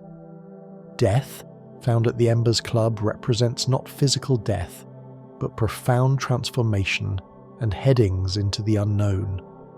Temperance, found at the Columbarium, represents balance, moderation, and patience. The Devil, found in the Arasaka ending, represents bondage, addiction, and materialism. The Tower, found in the Phantom Liberty ending, represents sudden change, disaster, and foundational collapse. The Star, found near the solar farm, Aldecaldos, represents hope, inspiration, and bright futures. The Moon, found at Hanako's residence, represents illusion, fear, and anxiety. The Sun, found near the place where V becomes a legend, represents success, joy, and celebration. Judgment, found in the Smasher boss room, represents reckoning, awakening, and absolution. The World, found on the roof of Misty's shop, represents completion, integration, and accomplishment. These cards aren't just collectibles, they are the spiritual skeleton of the game's narrative, proving that beneath the chrome and neon, Cyberpunk 2077 is a story about the soul. Let's tune into the airwaves. The radio stations of Night City are more than just background noise, they are cultural artifacts. 88.9 Pacific Dreams offers chill synthwave, the perfect soundtrack for driving through the rain at night. It captures the melancholic beauty of the city, the sense of loneliness that pervades the neon streets. 3. Radio Wechselstrom plays industrial rock and EDM. It's the sound of the Maelstrom gang, aggressive, distorted and mechanical. If you want to feel like a cyborg gladiator, this is your station. Nonels 90.9, Royal Blue Radio Gas is for the purists. Classic jazz from Miles Davis to John Coltrane. It represents the sophistication of the old world, a stark contrast to the synthetic chaos of 2077. It's the preferred listening of sophisticated corpos and noir detectives. 92.9 Night FM is the pulse of the city. Pure synthwave and electronica, the kind of music that makes you feel like you're in a retro future montage. It features tracks that define the cyberpunk genre's aesthetic. 6.1 Ritual FM is the heaviest station on the dial. Black metal and death metal, dedicated to the occult and the extreme. It's the soundtrack for the Maelstrom rituals and the darkest corners of Watson. 7 Body Heat Radio is the pop station. Hosted by distinct personalities, it plays the hits that the masses consume.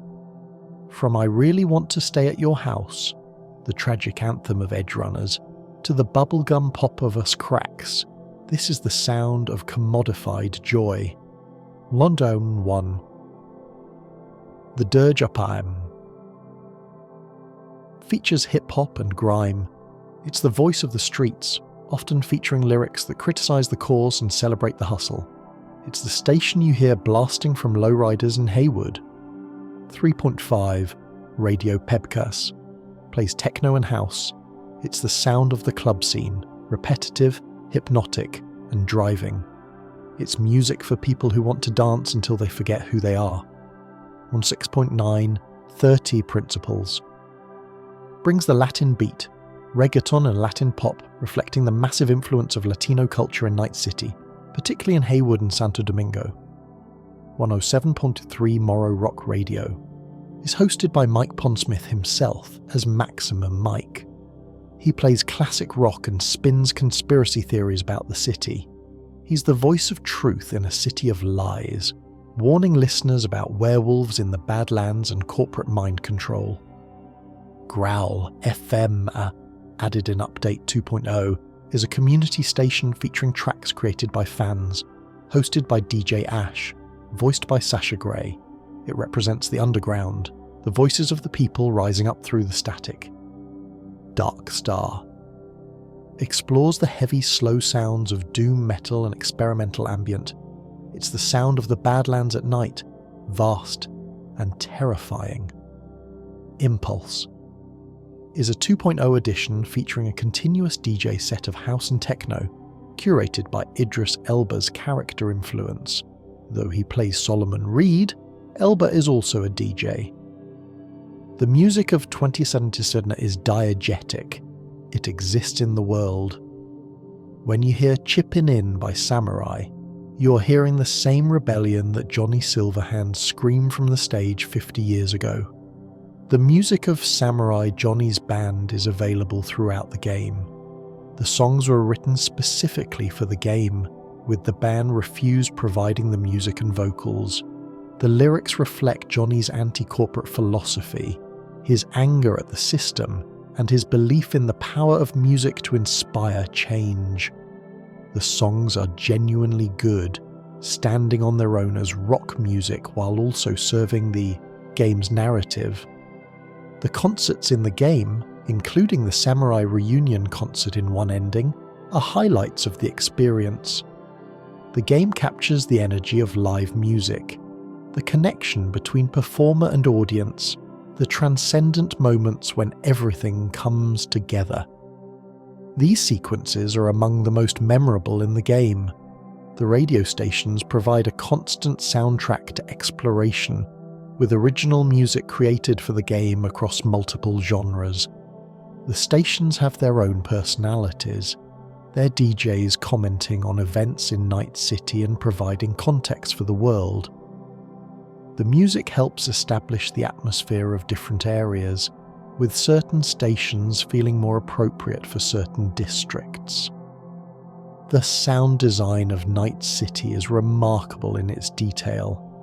The hum of neon signs, the chatter of crowds, the distant sounds of traffic and industry all combine to create an immersive audio environment. The game rewards playing with good headphones, the spatial audio placing sounds precisely in the environment. The voice acting throughout the game is generally excellent, with standout performances from the main cast. Sharami Lee and Gavin Dreer provide the voices for female and male V respectively, bringing nuance to a character whose personality is largely determined by player choice. The supporting cast includes veteran voice actors who bring depth to even minor characters. The facial animation and motion capture bring characters to life in ways that support the voice performances. Characters express emotion through subtle facial movements, making conversations feel more natural and engaging. The technology has improved since launch, with updates refining the animation systems. The writing in Cyberpunk 2077 tackles mature themes with sophistication. Questions of identity, mortality, corporate power, and human connection are explored through the main story and side content. The game doesn't offer easy answers, instead presenting complex situations and letting players draw their own conclusions. The side quests often tell self-contained stories that are as compelling as the main narrative. The Perales quest line's exploration of memory manipulation, the Cinnamon quest line's examination of faith and media, River Ward's investigation into a serial killer. Each quest line offers something unique, expanding the world while telling stories worth experiencing. The world building extends to small details that most players will never notice. The shards scattered throughout the world contain emails, reports, and personal messages that flesh out the setting. The advertisements on billboards and screens reflect the corporate culture. The graffiti on walls tells stories of resistance and despair. Every corner of Night City has been crafted with attention to detail. The game's troubled launch is now part of its history. Released in December 2020, Cyberpunk 2077 was plagued by bugs and performance issues, particularly on older consoles. The backlash was severe, with refunds offered and the game temporarily removed from the PlayStation Store. CD Projekt Red committed to fixing the game, releasing numerous patches that addressed issues and added features. The transformation of Cyberpunk 2077 from its launch state to its current form is remarkable. Updates have fixed bugs, improved performance, added features, and refined systems. The game that exists now is significantly better than what launched, a testament to the developers' commitment to their vision. The Phantom Liberty expansion represents the culmination of this effort, adding substantial new content to an already improved base game. The modding community has further enhanced the PC version, with mods that add features, improve visuals, and expand content. The game systems are flexible enough to support significant modification, and the community has created everything from quality of life improvements to entirely new quests. The modding scene keeps the game fresh for players who have exhausted the official content. The anime Cyberpunk, Edgerunners, produced by Studio Trigger, expanded the universe in a different medium. The show tells the story of David Martinez, a young man who becomes a mercenary in Night City. The anime's success brought new players to the game, and references to the show were added through updates. The main jacket and David's Sandevistan became sought-after items for players who watched the anime. The future of the Cyberpunk franchise remains to be seen. CD Projekt Red has announced plans for a sequel, codenamed Project Orion, to be developed by their new Boston studio. The success of the game's redemption arc and the Phantom Liberty expansion suggests that the franchise has a future, though details remain scarce. Night City continues to draw players in, its neon-lit streets offering endless opportunities for exploration and adventure. The game rewards those who take their time, who explore every corner, who engage with the stories of its inhabitants. It's a world that feels alive, a dystopia that's terrifying and beautiful in equal measure. The details of daily life in Night City paint a picture of a society transformed by technology and corporate control. Most people wake up in cramped apartments, their sleep monitored by health apps that sell data to insurance companies. They eat synthetic food that tastes almost like the real thing, drink coffee made from vat-grown beans, and check their messages on neural interfaces that beam information directly into their visual cortex. The morning commute might involve autonomous vehicles, public transit systems that scan passengers for weapons and warrants, or simply walking through streets where advertisements are personalized to each passerby. The ads know your name, your preferences, your fears. They whisper promises of better lives through better products, an endless stream of consumption that never quite satisfies. Work in 2077 varies wildly, depending on your place in the hierarchy. Corporate employees spend their days in climate-controlled offices, attending meetings, managing projects, and navigating the political minefields of corporate culture. One wrong move can end a career, or worse. The pressure is immense, and many turn to performance-enhancing drugs or cyberware to keep up with the competition.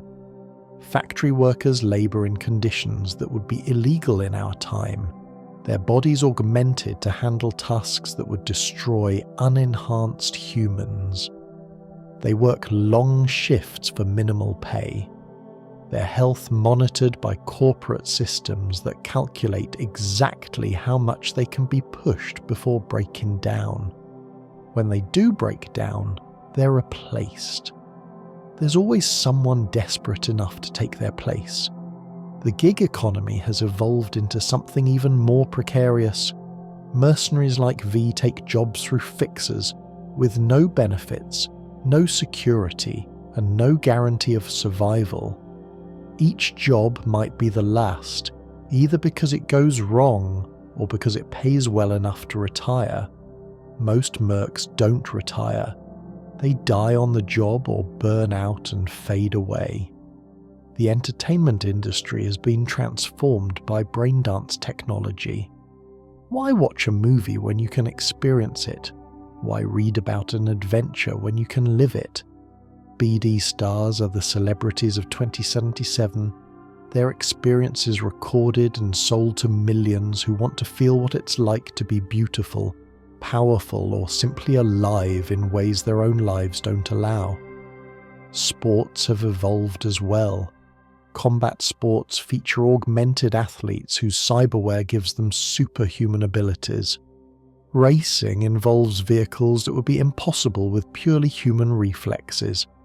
The line between athlete and machine has blurred, with debates about what enhancements should be allowed and what constitutes cheating.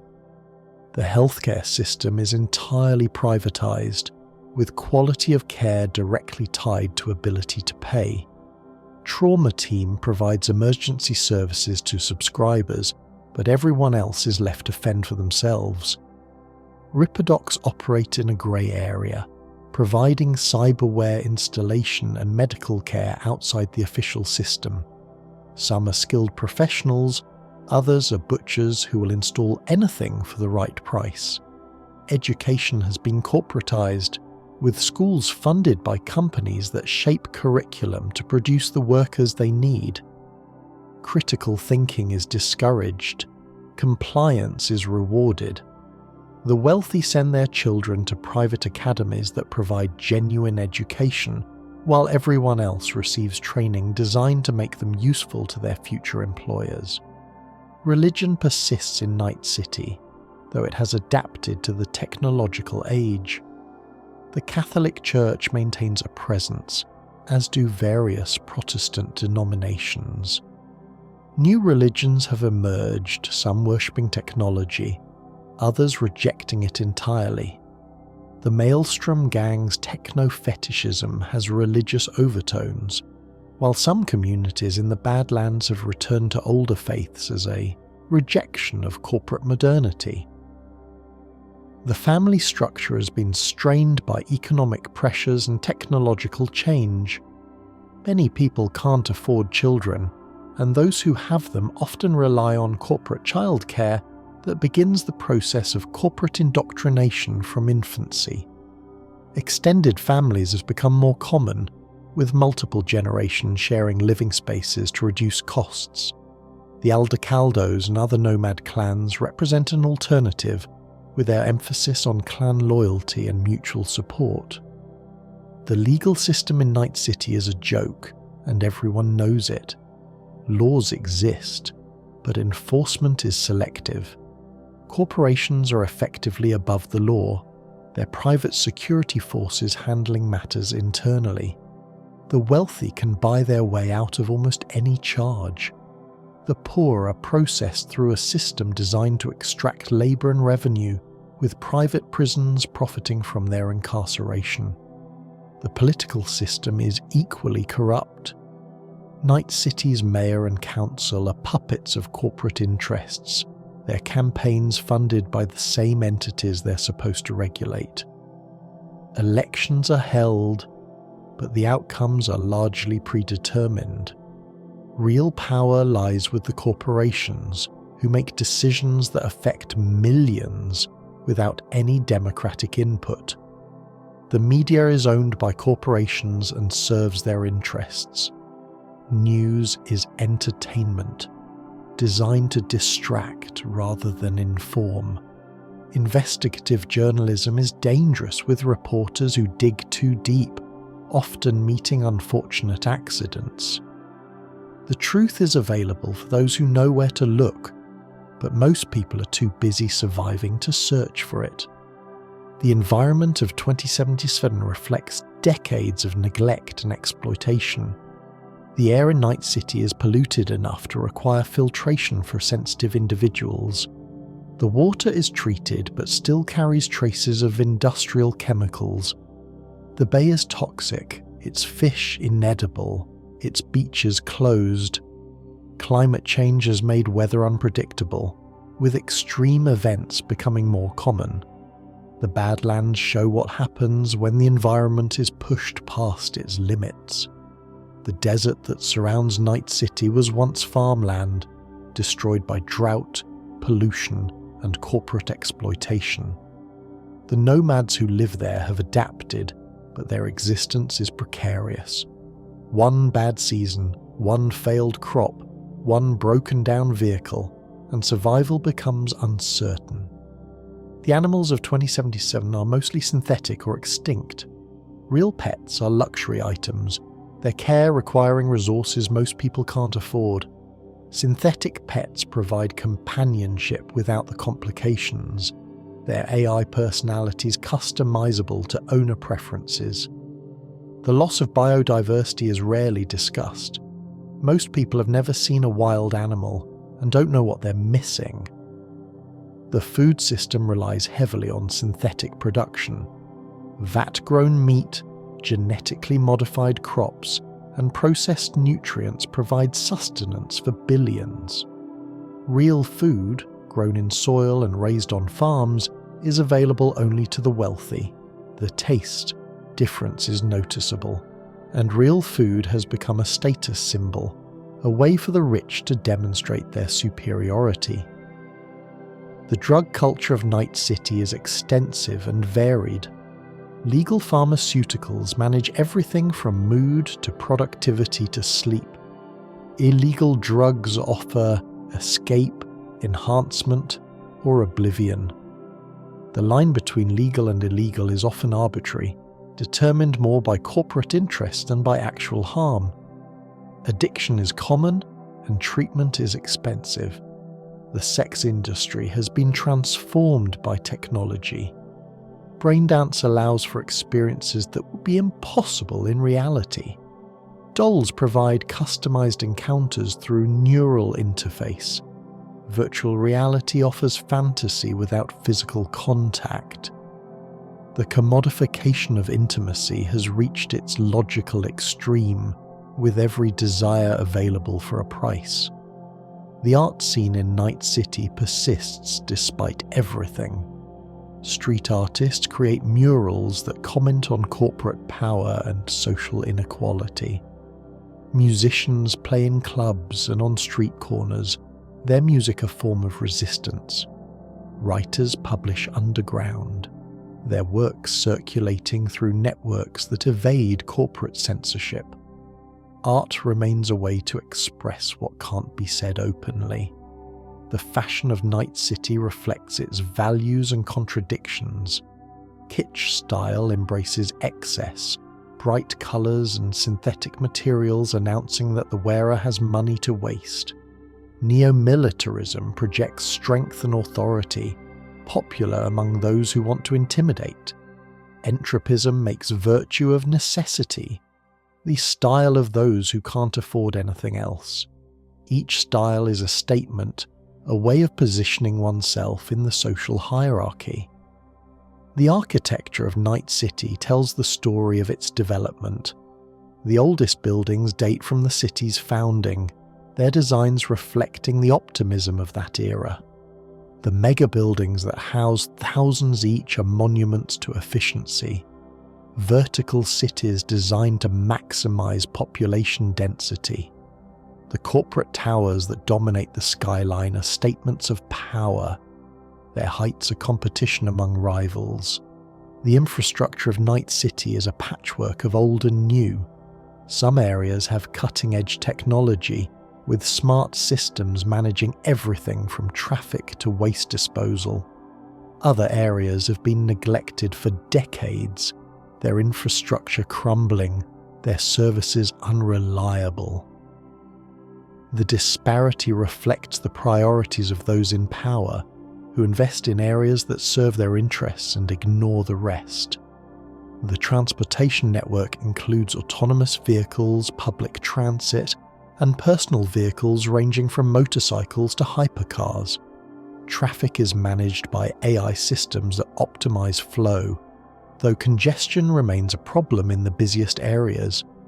The wealthy travel by AV, aerial vehicles that bypass the streets entirely.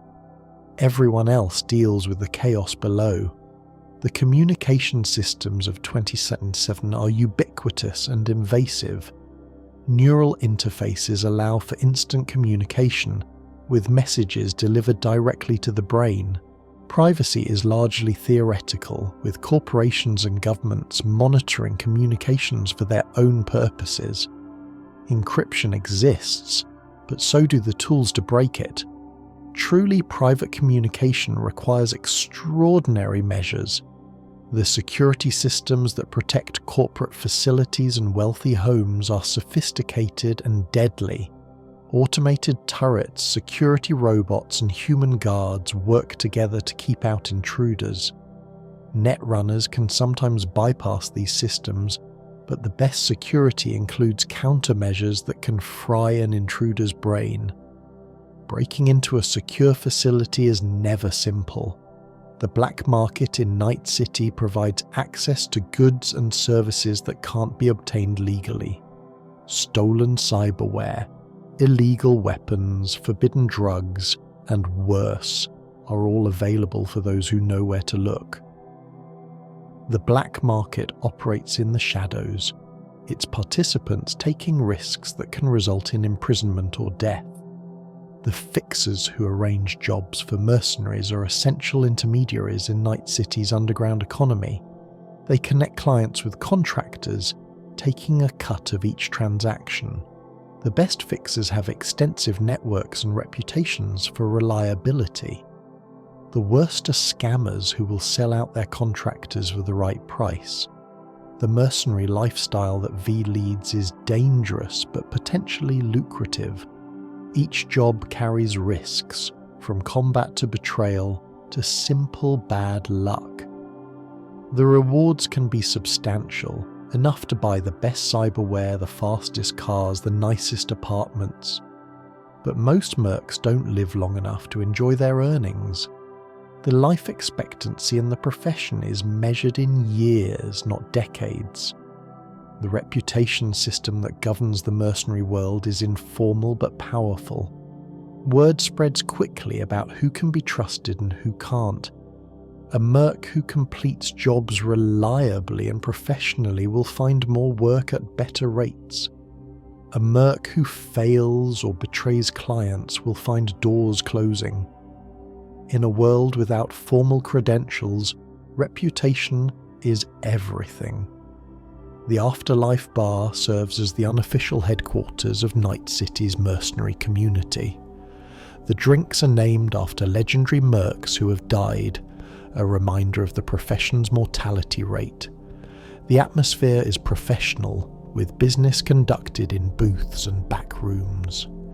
Getting a drink named after you is the highest honour, though it requires dying in a sufficiently memorable way.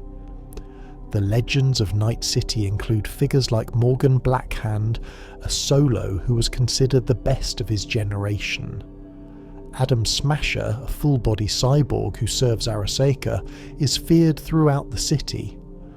Rogue Amendiares went from being Johnny Silverhand's girlfriend to being the most powerful fixer in Night City. These legends cast long shadows, their stories inspiring and intimidating those who follow.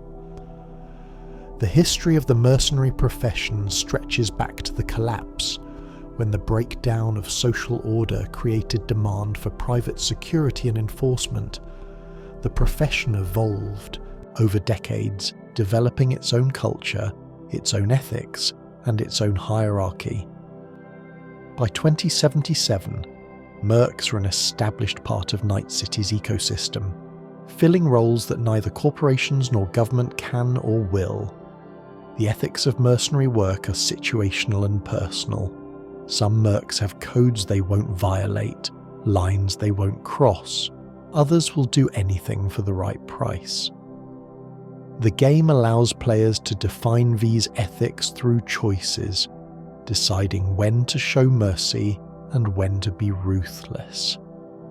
These choices affect relationships and outcomes, though the world remains morally grey regardless. The violence that pervades Night City is normalised to a degree that would shock us.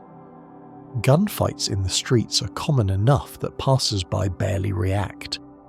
Bodies are cleaned up by sanitation services that treat them as routine waste. Death is cheap, life is cheaper, and everyone knows it.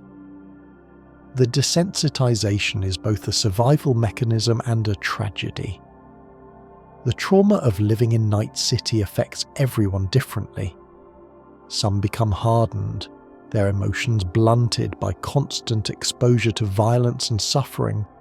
Others break down, unable to cope with the relentless pressure. Mental health services exist but are expensive and often ineffective. Most people self-medicate using drugs, brain dance, or other escapes to manage their pain. The small details scattered throughout Night City reward careful observation. The vending machines that dot the streets sell everything from snacks to ammunition. Their cheerful jingles are constant background noise. The advertisements that cover every surface tell stories of corporate competition and consumer manipulation. The graffiti that appears in alleys and underpasses offers commentary from those who have no other voice. The shards that V can collect throughout the world contain fragments of stories, emails and reports, and personal messages that flesh out the setting. A shard might reveal the internal politics of a corporation, the personal tragedy of a gang member, or the desperate hope of someone trying to escape their circumstances. These fragments add depth to a world that could otherwise feel superficial. The conversations that NPCs have as V passes by provide glimpses into ordinary lives. A couple arguing about money, friends discussing a brain dance they experienced, workers complaining about their bosses. These overheard snippets make Night City feel inhabited, a place where people live their lives regardless of what V is doing. The environmental storytelling throughout the game tells tales without words. A room might contain evidence of a struggle, the aftermath of violence that V arrives too late to prevent. An abandoned building might show signs of habitation, someone making a home in the ruins. A corporate office might reveal the personality of its occupant through the objects on display. Every space has a story for those who look. The weather effects in Night City create atmosphere and affect gameplay. Rain slicks the streets, reflecting neon in puddles that shimmer with colour. Fog rolls in from the bay, reducing visibility and creating an eerie atmosphere. The rare clear days reveal a sky that's never quite blue, the pollution filtering the sunlight into something hazy and diffuse. The lighting design is one of the game's greatest achievements. The neon signs that give Night City its character cast coloured light that shifts and pulses. The contrast between the bright main streets and the dark alleys creates a sense of danger and mystery. The way light plays off chrome and glass and wet pavement is beautiful in a way that makes the dystopia almost seductive. The sound design creates an immersive audio environment.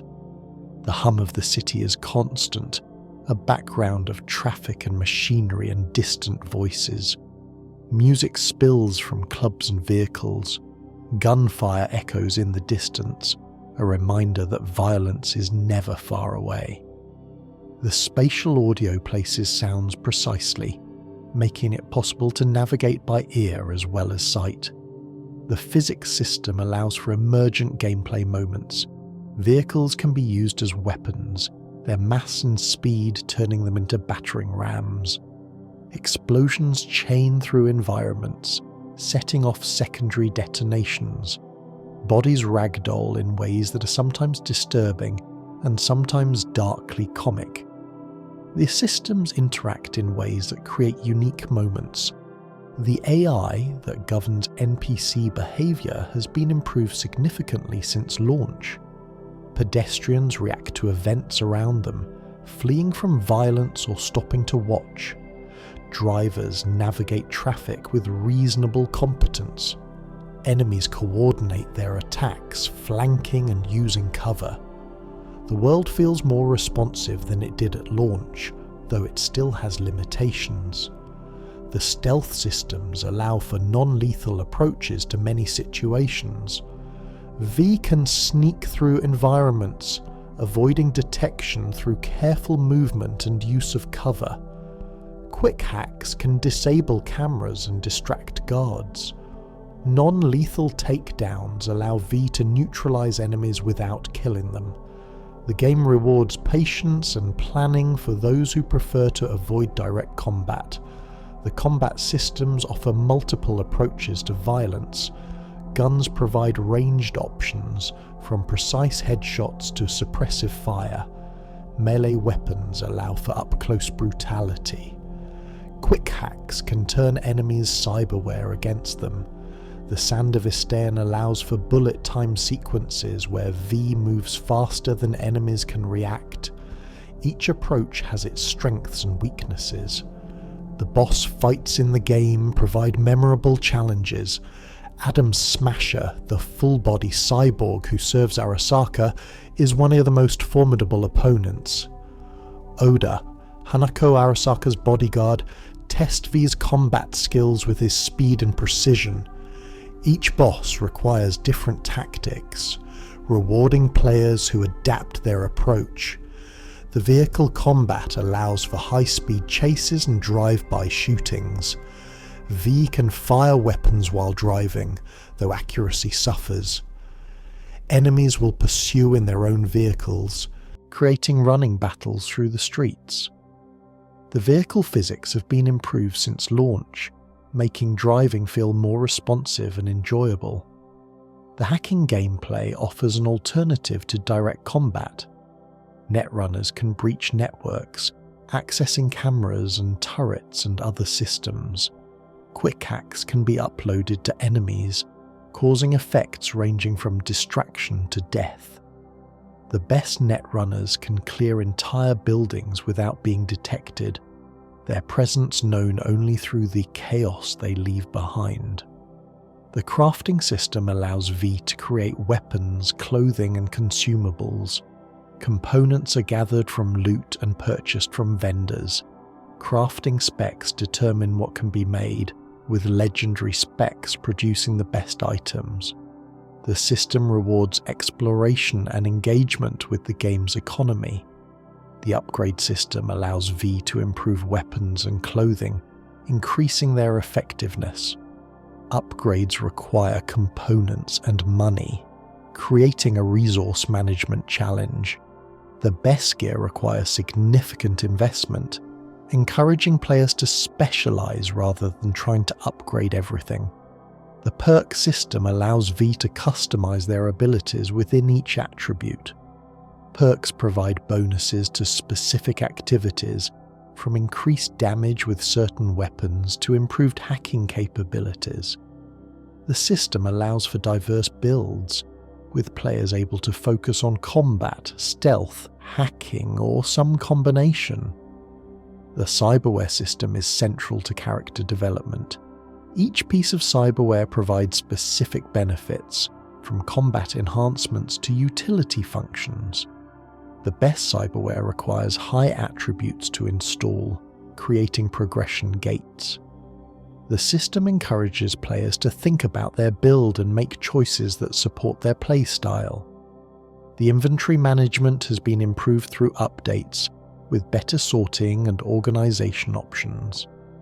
The stash in V's apartment provides additional storage for items V wants to keep but not carry. The system is functional if not elegant, allowing players to manage their growing collection of gear.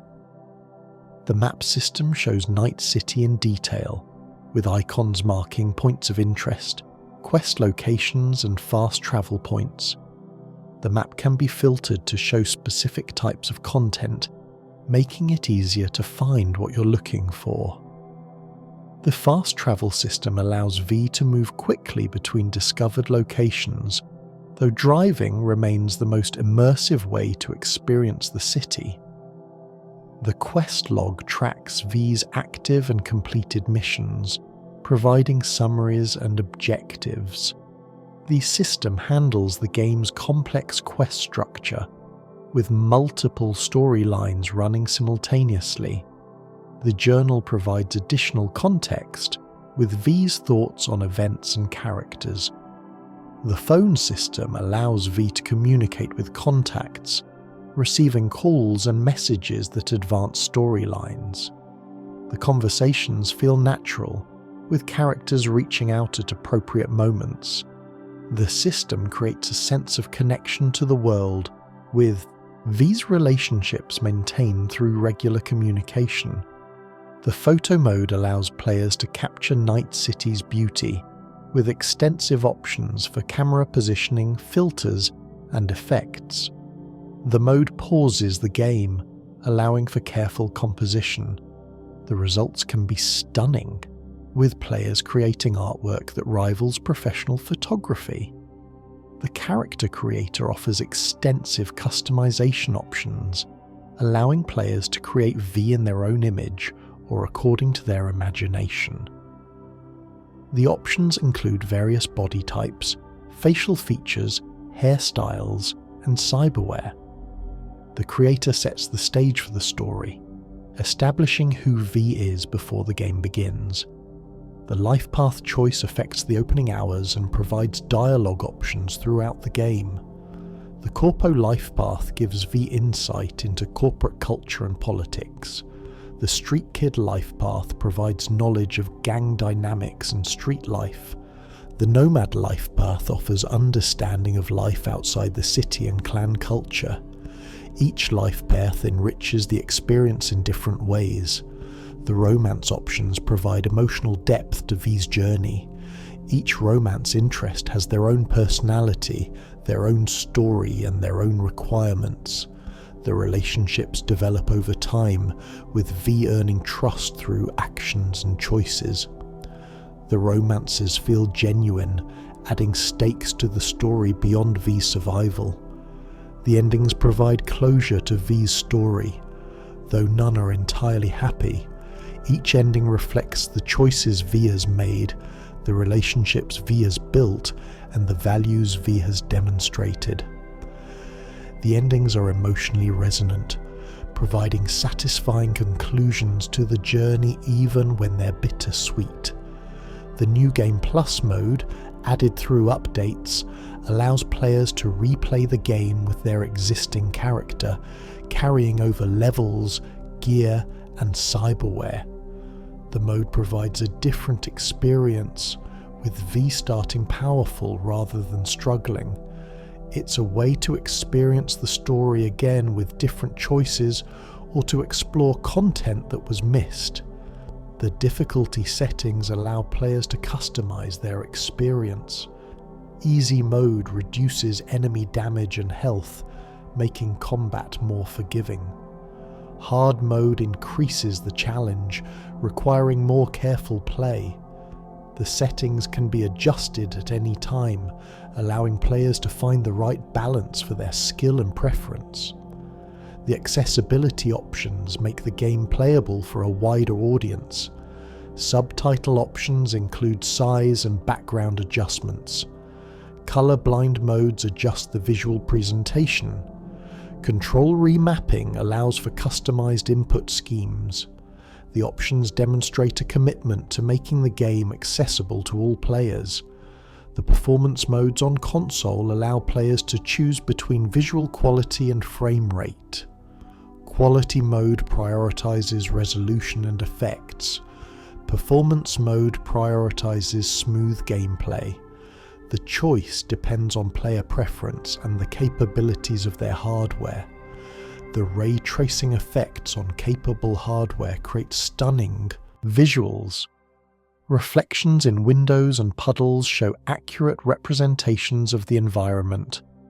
Global illumination creates realistic lighting that responds to the environment. The effects are demanding but beautiful, showcasing what modern hardware can achieve. The updates that have transformed the game since launch represent years of work by the development team. Bug fixes have addressed issues that plagued the original release. Performance improvements have made the game playable on hardware that struggled at launch. New features have added depth and quality of life improvements. The game that exists now is significantly better than what launched. The Phantom Liberty expansion adds substantial new content, including a new district, new characters, and new storylines. The expansion represents the culmination of the game's development, the final major addition to the Cyberpunk 2077 experience. It's been well received, demonstrating that the game has achieved the quality that was promised at announcement. The community that has formed around Cyberpunk 2077 continues to engage with the game years after release. Discussions about lore, builds, and experiences fill forums and social media. Fan art and fan fiction expand the universe. The community keeps the game alive, finding new things to appreciate and share. The legacy of Cyberpunk 2077 is still being written. The game's troubled launch and subsequent redemption is a story in itself, a lesson about the dangers of overpromising and the possibility of recovery. The game that exists now is worthy of the hype that preceded it, even if the path to get here was rocky. The world of Cyberpunk 2077 resonates because it feels plausible. The corporate dominance, the technological transformation, the environmental degradation, all feel like extrapolations of current trends. The game holds up a mirror to our own society, asking what we might become if we continue on our current path. The characters of Cyberpunk 2077 stay with players long after the credits roll.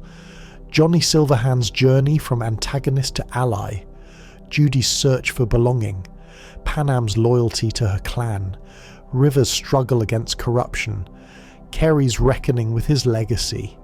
These characters feel real, their stories meaningful.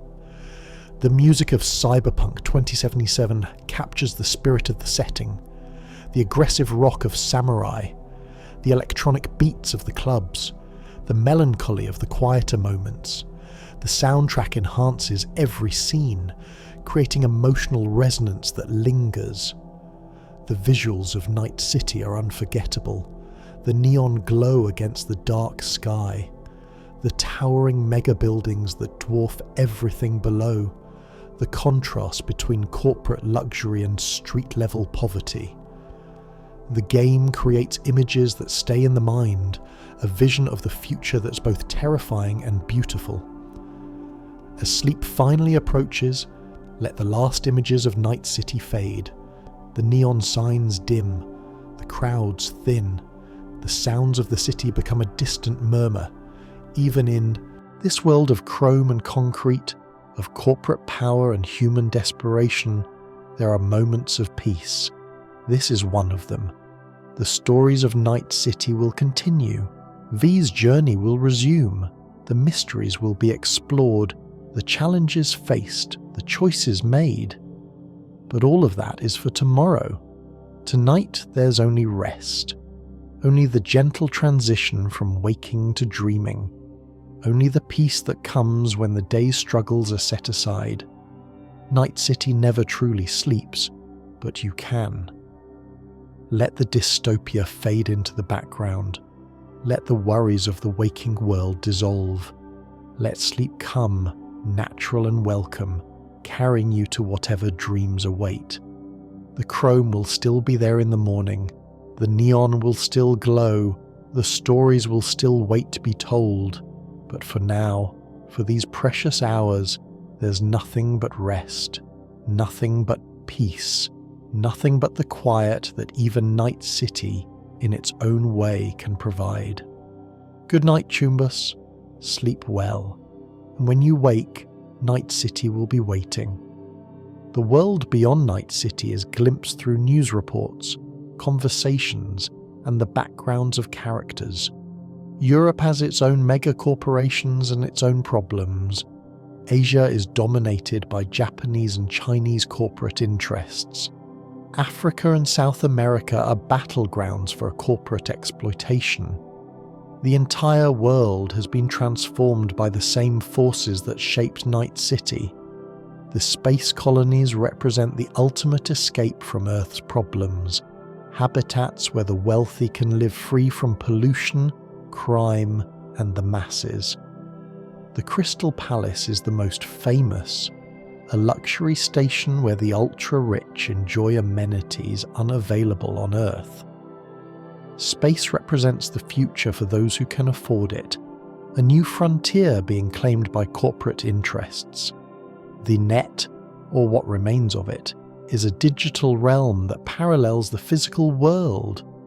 The old net was destroyed by the data crash, its infrastructure corrupted by rogue AIs. The new net is fragmented with isolated networks connected by carefully maintained pathways. Netrunners navigate this digital landscape, stealing data and causing chaos. The black wall separates the safe net from the dangerous regions beyond, where rogue AIs wait for opportunities to break through. The eyes beyond the black wall are among the most mysterious elements of the cyberpunk world. Created by human programmers, but evolved beyond human understanding, these entities have their own goals and their own intelligence.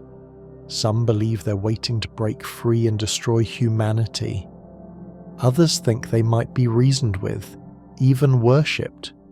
The truth is unknown, and the Blackwall keeps it that way. The future of humanity in the cyberpunk world is uncertain. Technology offers the possibility of transcendence, of becoming something more than human, but it also threatens to destroy what makes us human, replacing flesh with chrome until nothing organic remains. The choice between enhancement and humanity is one that every character in the game faces, and there are no easy answers. The hidden locations scattered throughout Night City reward those who explore every corner. A rooftop might hide a cache of legendary gear. An alley might contain a shard that reveals a piece of lore. A building that seems inaccessible might have a hidden entrance. The game encourages curiosity, hiding treasures for those willing to look. The Easter eggs reference other games, movies, and cultural touchstones. A certain quest echoes the plot of Blade Runner. A hidden location pays homage to Ghost in the Shell. References to The Matrix, Akira, and other cyberpunk classics are scattered throughout. These references reward fans of the genre while enriching the world for everyone. The tarot cards that appear as graffiti throughout the city form a collectible set that unlocks conversations with Misty. Each card represents an aspect of V's journey, from the Fool at the beginning to the final cards that reflect the endings. The tarot imagery is woven throughout the game, providing a mystical counterpoint to the technological focus. The smaller stories of Night City often hit harder than the main plot. A shard found in an abandoned apartment tells of a family torn apart by corporate debt. A crime scene reveals the final moments of someone who tried to escape the city and failed. A message on a terminal shows a worker's last thoughts before an industrial accident. These fragments of lives create a tapestry of tragedy that makes the world feel inhabited by real people with real struggles. The children of Night City grow up fast or don't grow up at all. The streets are no place for innocence, and the corporate schools that serve the wealthy teach competition and ruthlessness from an early age. The game rarely shows children directly, but their absence speaks volumes. This is not a world that nurtures the young. It's a world that consumes them. The elderly in Night City face their own challenges. Without family support or corporate pensions, many end up in the streets or in care facilities that are little better than warehouses. The technology that extends life for the wealthy is unavailable to most, and growing old in Night City means watching your body fail while the world moves on without you. The contrast between Saburo Arasaka's century-plus lifespan and the average citizen's shortened existence is stark. The disabled in Night City occupy a strange position. Cyberware can replace lost limbs and restore lost senses, but only for those who can afford it. For the poor, disability means marginalization. For the wealthy, it's merely an inconvenience to be solved with chrome.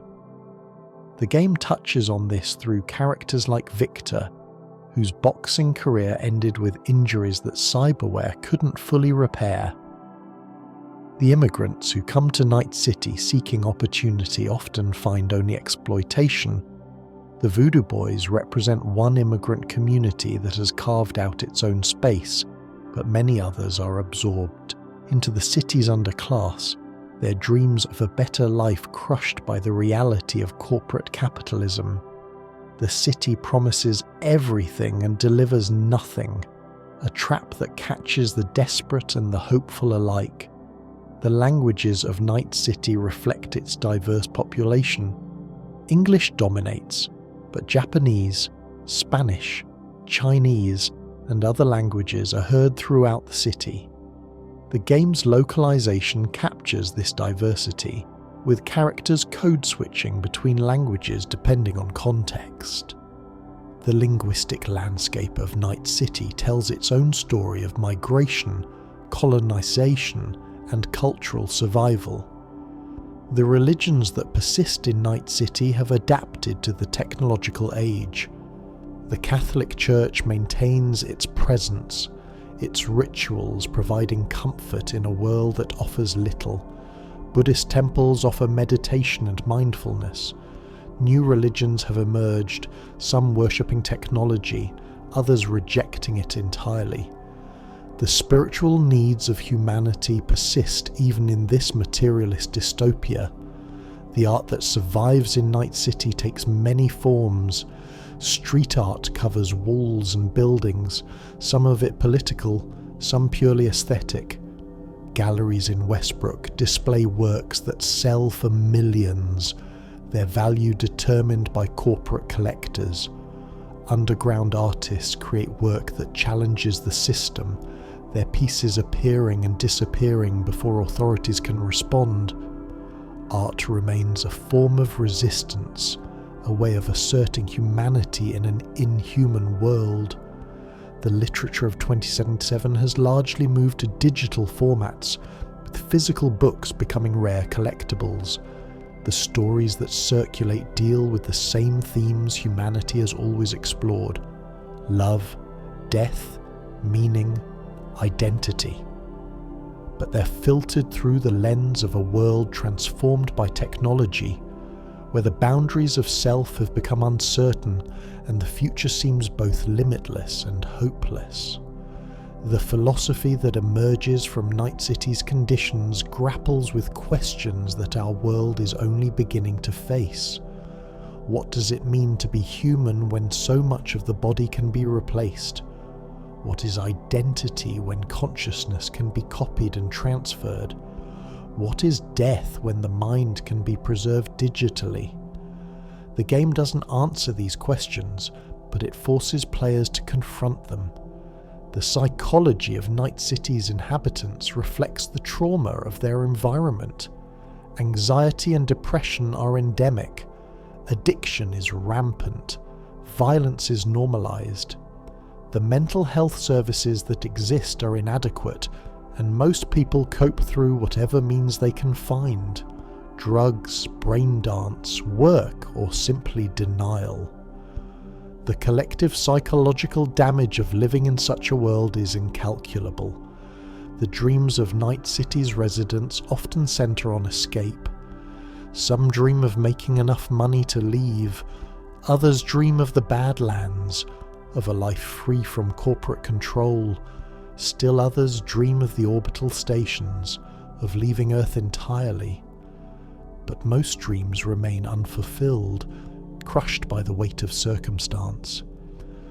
The gap between aspiration and reality is one of the city's defining features. The love that exists in Night City is precious precisely because it's so rare.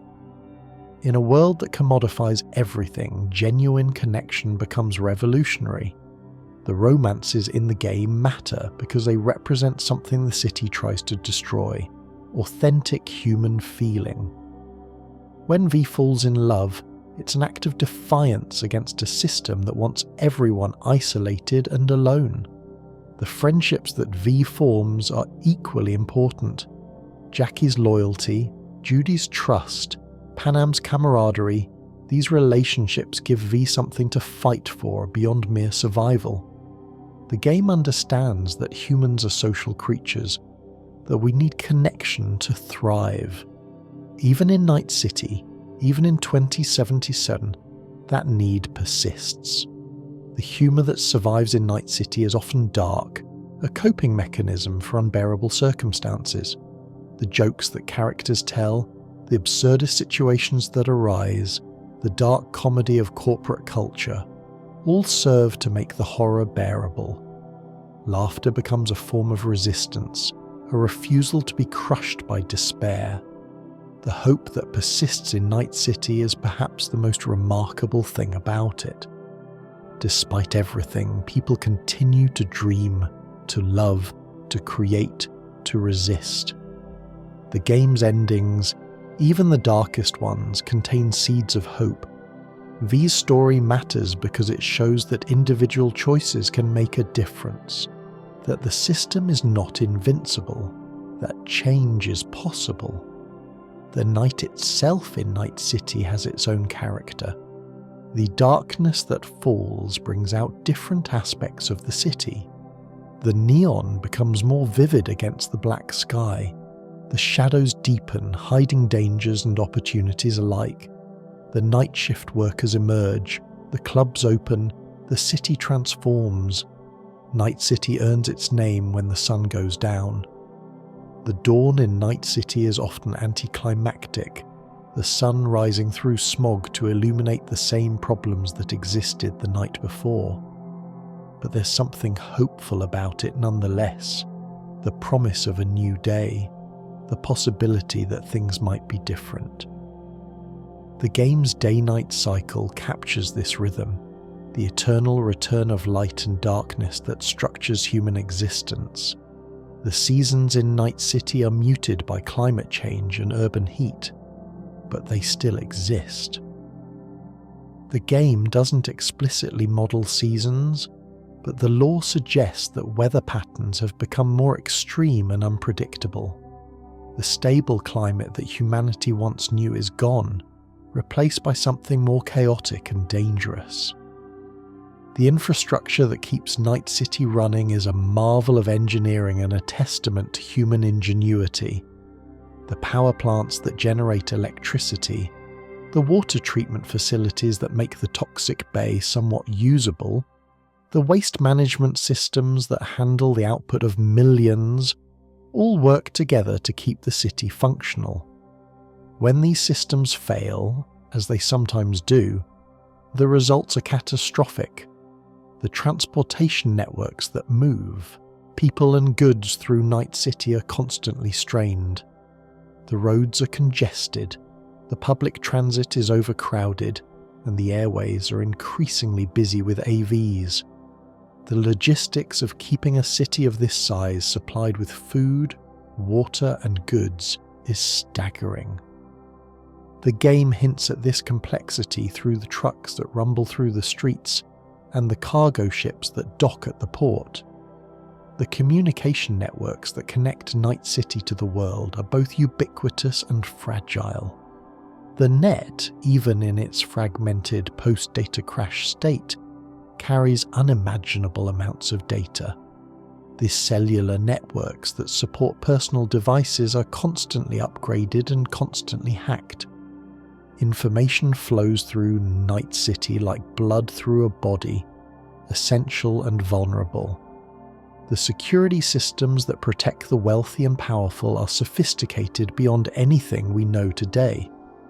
AI-driven surveillance, biometric identification, predictive algorithms that flag potential threats before they materialize, all combine to create a panopticon that watches everything. Privacy in Night City is a luxury that few can afford. The weapons that circulate through Night City range from improvised street weapons to military-grade hardware. The arms trade is one of the city's most profitable industries, with legal and illegal channels supplying everyone from corporate security to street gangs. The proliferation of weapons contributes to the violence that defines daily life. The drugs that flow through Night City serve every purpose imaginable. Performance enhancers for workers who need to stay productive. Recreational substances for those seeking escape. Medical compounds for those managing chronic conditions. The pharmaceutical industry is one of the most powerful in the world, and its products touch every aspect of life. The food that sustains Night City's population is mostly synthetic, grown in vats or processed from sources that most people prefer not to think about. The taste is acceptable, the nutrition adequate, but something is lost when food becomes just another industrial product. The wealthy who can afford real food guard that privilege jealously. The water that Night City drinks is recycled and treated, its origins in the polluted bay carefully obscured. The treatment plants work constantly to make it safe, but everyone knows that safe is a relative term. The wealthy drink bottled water imported from cleaner sources. Everyone else takes what they can get. The air that Night City breathes is filtered through massive atmospheric processes, but pollution still accumulates. Respiratory problems are common, and air quality varies dramatically by neighbourhood. The wealthy live in sealed environments with their own air supplies. The poor breathe whatever the city provides. The sounds of Night City form a constant symphony. The hum of traffic, the pulse of music from clubs and vehicles, the chatter of crowds, the occasional crack of gunfire all blend together into a soundscape that never stops.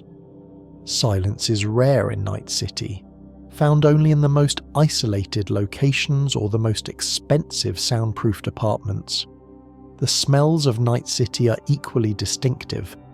The synthetic food cooking at street vendors, the exhaust from vehicles, the ozone from electrical systems, the occasional whiff of something organic and unpleasant, all combine into an olfactory experience that residents learn to ignore. The game can't convey smell, but the visual design suggests it. The textures of Night City range from the smooth glass and metal of corporate towers to the rough concrete and rust of the industrial districts. The tactile experience of the city varies by neighbourhood, from the polished surfaces of Westbrook to the gritty streets of Watson. The game's visual design captures these differences, creating environments that feel distinct and lived in. The colours of Night City are dominated by neon, the artificial lights that give the city its character. Pink, blue, yellow, green. The spectrum of neon creates a visual language that defines the cyberpunk aesthetic. During the day, the colours are muted, washed out by sunlight. At night, they come alive, transforming the city into something almost beautiful. The scale of Night City is both impressive and oppressive.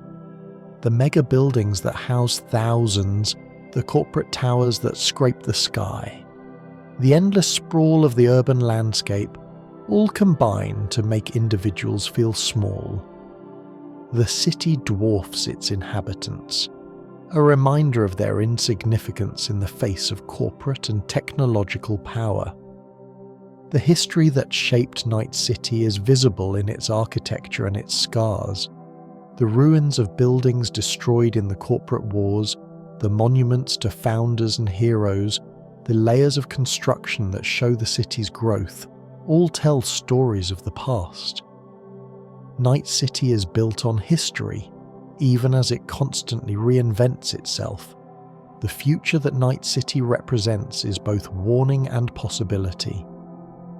The game shows us where current trends might lead: corporate dominance, technological transformation, environmental degradation, social fragmentation.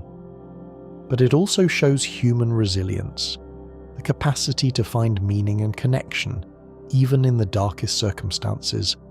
The future is not fixed. Choices matter,